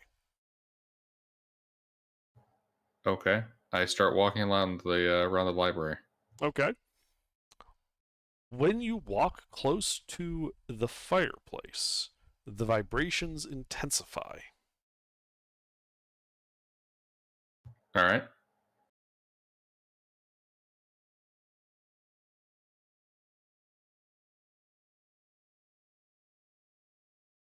Anything apparent there? Make an investigation check.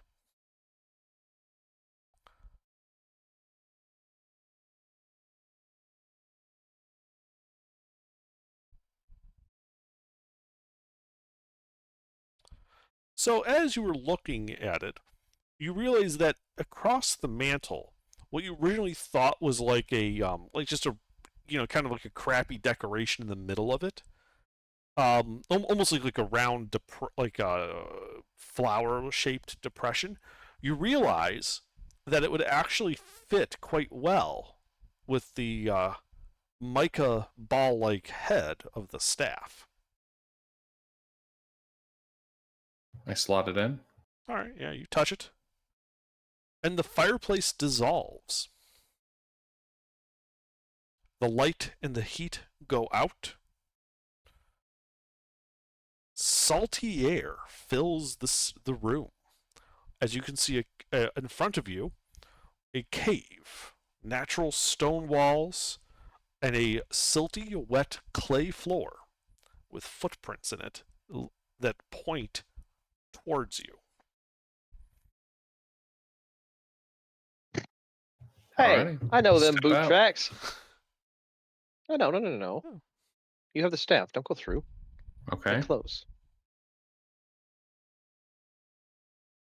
I go back down to the trap door Okay. and I retrieve 7. Okay. Yeah. He had fallen asleep after eating the bit of jerky you gave him. You can see that there's some dents on the inside where it looks like he tried to kick his way through the crate but failed. Yeah, I try to scoop him up without waking him, but I doubt I can. I don't have the dexterity for that. Yeah, he like immediately wakes up, falls out of your hands, and starts dangling from the noose again, going. I set him on the ground. Yeah, he's kind of giving this dirty look, like what a way to wake someone up. Sorry. You got lard fingers. My bad. He Anyway. just yawns. Up the ladder you get. We have succeeded. Oh, okay, cool. Freedom awaits. Cool. He heads up the ladder. Yep. I wait till he's to the top. And then what, you pull on his And then you sleeve? shoot him in the back. No, I was seeing if he closed the trap door, then realized Hebron and Giuseppe are right there. No, I mean he goes up facing forward, so as soon as he goes up, he sees Hebron and Giuseppe. All right, yep, I follow. All right. Oh, hey, you're all still alive. That's great. Yeah, you must be experienced adventurers.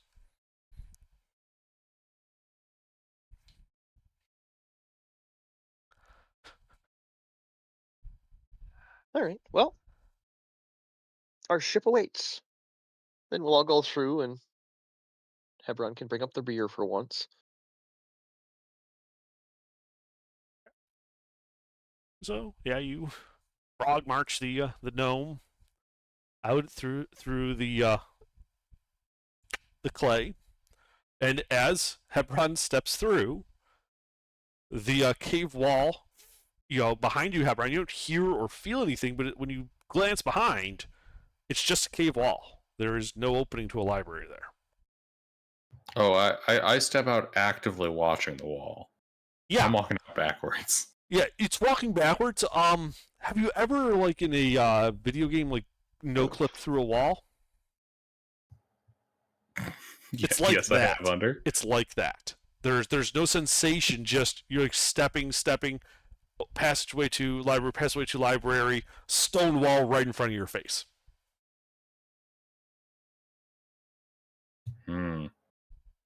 All right. Well, I press the tilde, and I deactivate no clip mode.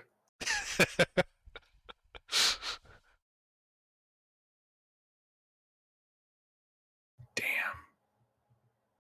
Well, this sucks. Now I have to add cheats used on my character sheet. Your save has been marked. Yep.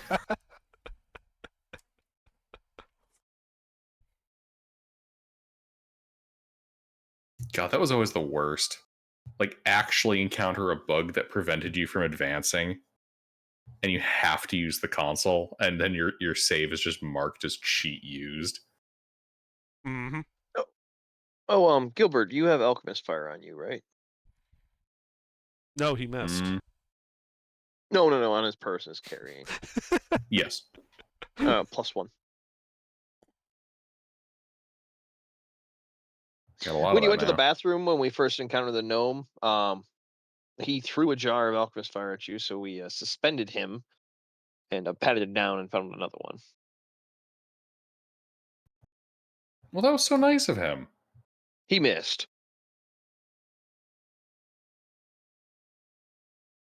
Well, no one's perfect. But anyway, yeah. Well, let's go introduce 7 to Captain Silver. All right, yeah, so you start marching him out of the cave. And you like walk out, and the gnome stops. Like as soon as he walks out of the cave. And he looks around, he looks up. And he looks at you, Eldar, he's like, what in the flying fuck? Where the fuck did you bring me? What the fuck is that? As he points at the sun. Don't stare at that. It will hurt your eyes. Yeah, I say that in gnomish. I was like, this is the outside.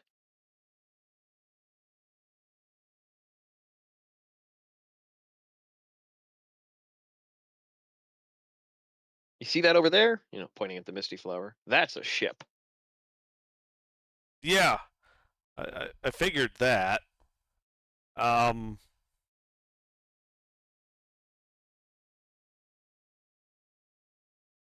Well, I suppose I've been in worse places than this outside. Been in a dungeon your whole life. If Elendar starts to sing, I'm going to bludgeon his head in. I haven't multi-classed in a bard yet. All right, I haven't bludgeoned your head in yet. Anyway, let's load up on the longboat. Row back to the Misty Flower.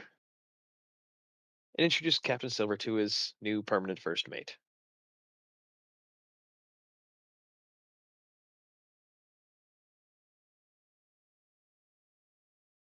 Okay. So yeah, you guys take the longboat. Do you still have the gnome on a leash? Until we get to the ship, yes. Okay.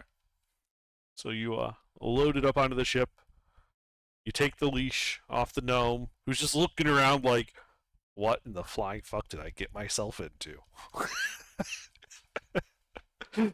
like that's his expression. he doesn't say anything. Yep. What, did you post something? No, his expression, I described his expression as that look of, what in the flying fuck have I gotten myself into now? Oh, gotcha. Where the fuck am I fucking? What the fuck? It's just, every other word is fuck. Fuck. Giuseppe learned his first gnomish word. Yeah.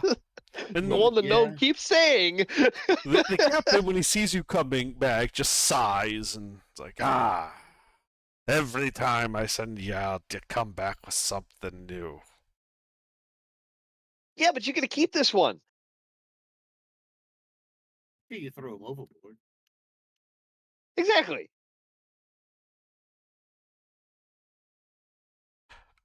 Yeah.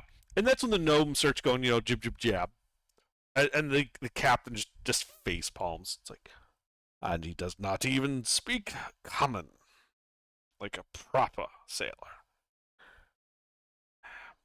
Well, considering he was crafted inside of a dungeon and spent his entire life in there, you can give him a little slack. I suppose I can give him a little slack. Gnome. And he points at the ropes.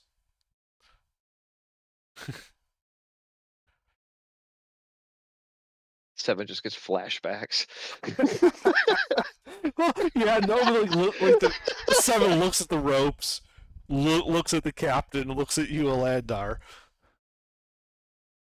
And he talks to you, Elandar, and he's like, What am I supposed to? What? He'll show you the ropes, literally. To sail a ship, you manipulate the big sheet up there with the ropes. That's what he's telling you to do. You're gonna help him. And you'll get better at it the more you do it, I promise. Well, I guess it's better than having the ropes around my neck. And he walks off. Exactly. And you can see one of the crew members, after a quiet word from the captain, starts showing the gnome like how to properly tie and untie a rope. And when the gnome, what? Hang on. There's crew? What? Yeah, what? What? Oh, that's right. Sorry, I was thinking of a different ship. My bad. I wasn't looking I was at gonna my say, notes. when did we get crew? Yeah.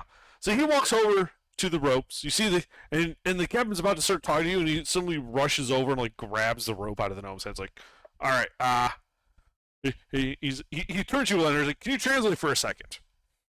Uh-huh. All right. He pulls out a potato peeler. He hands it to the gnome. All right. Step 1, becoming a sailor. And he shows him to the larder and has him start peeling potatoes. And I translate, and I give the captain a couple of pointers on keywords like yes and no and stuff like that. Yeah. This will go swimmingly. One way or another. Mm-hmm. And yeah. But eventually the captain hauls up anchor and you guys get back underway. And I think that is where we will call it tonight.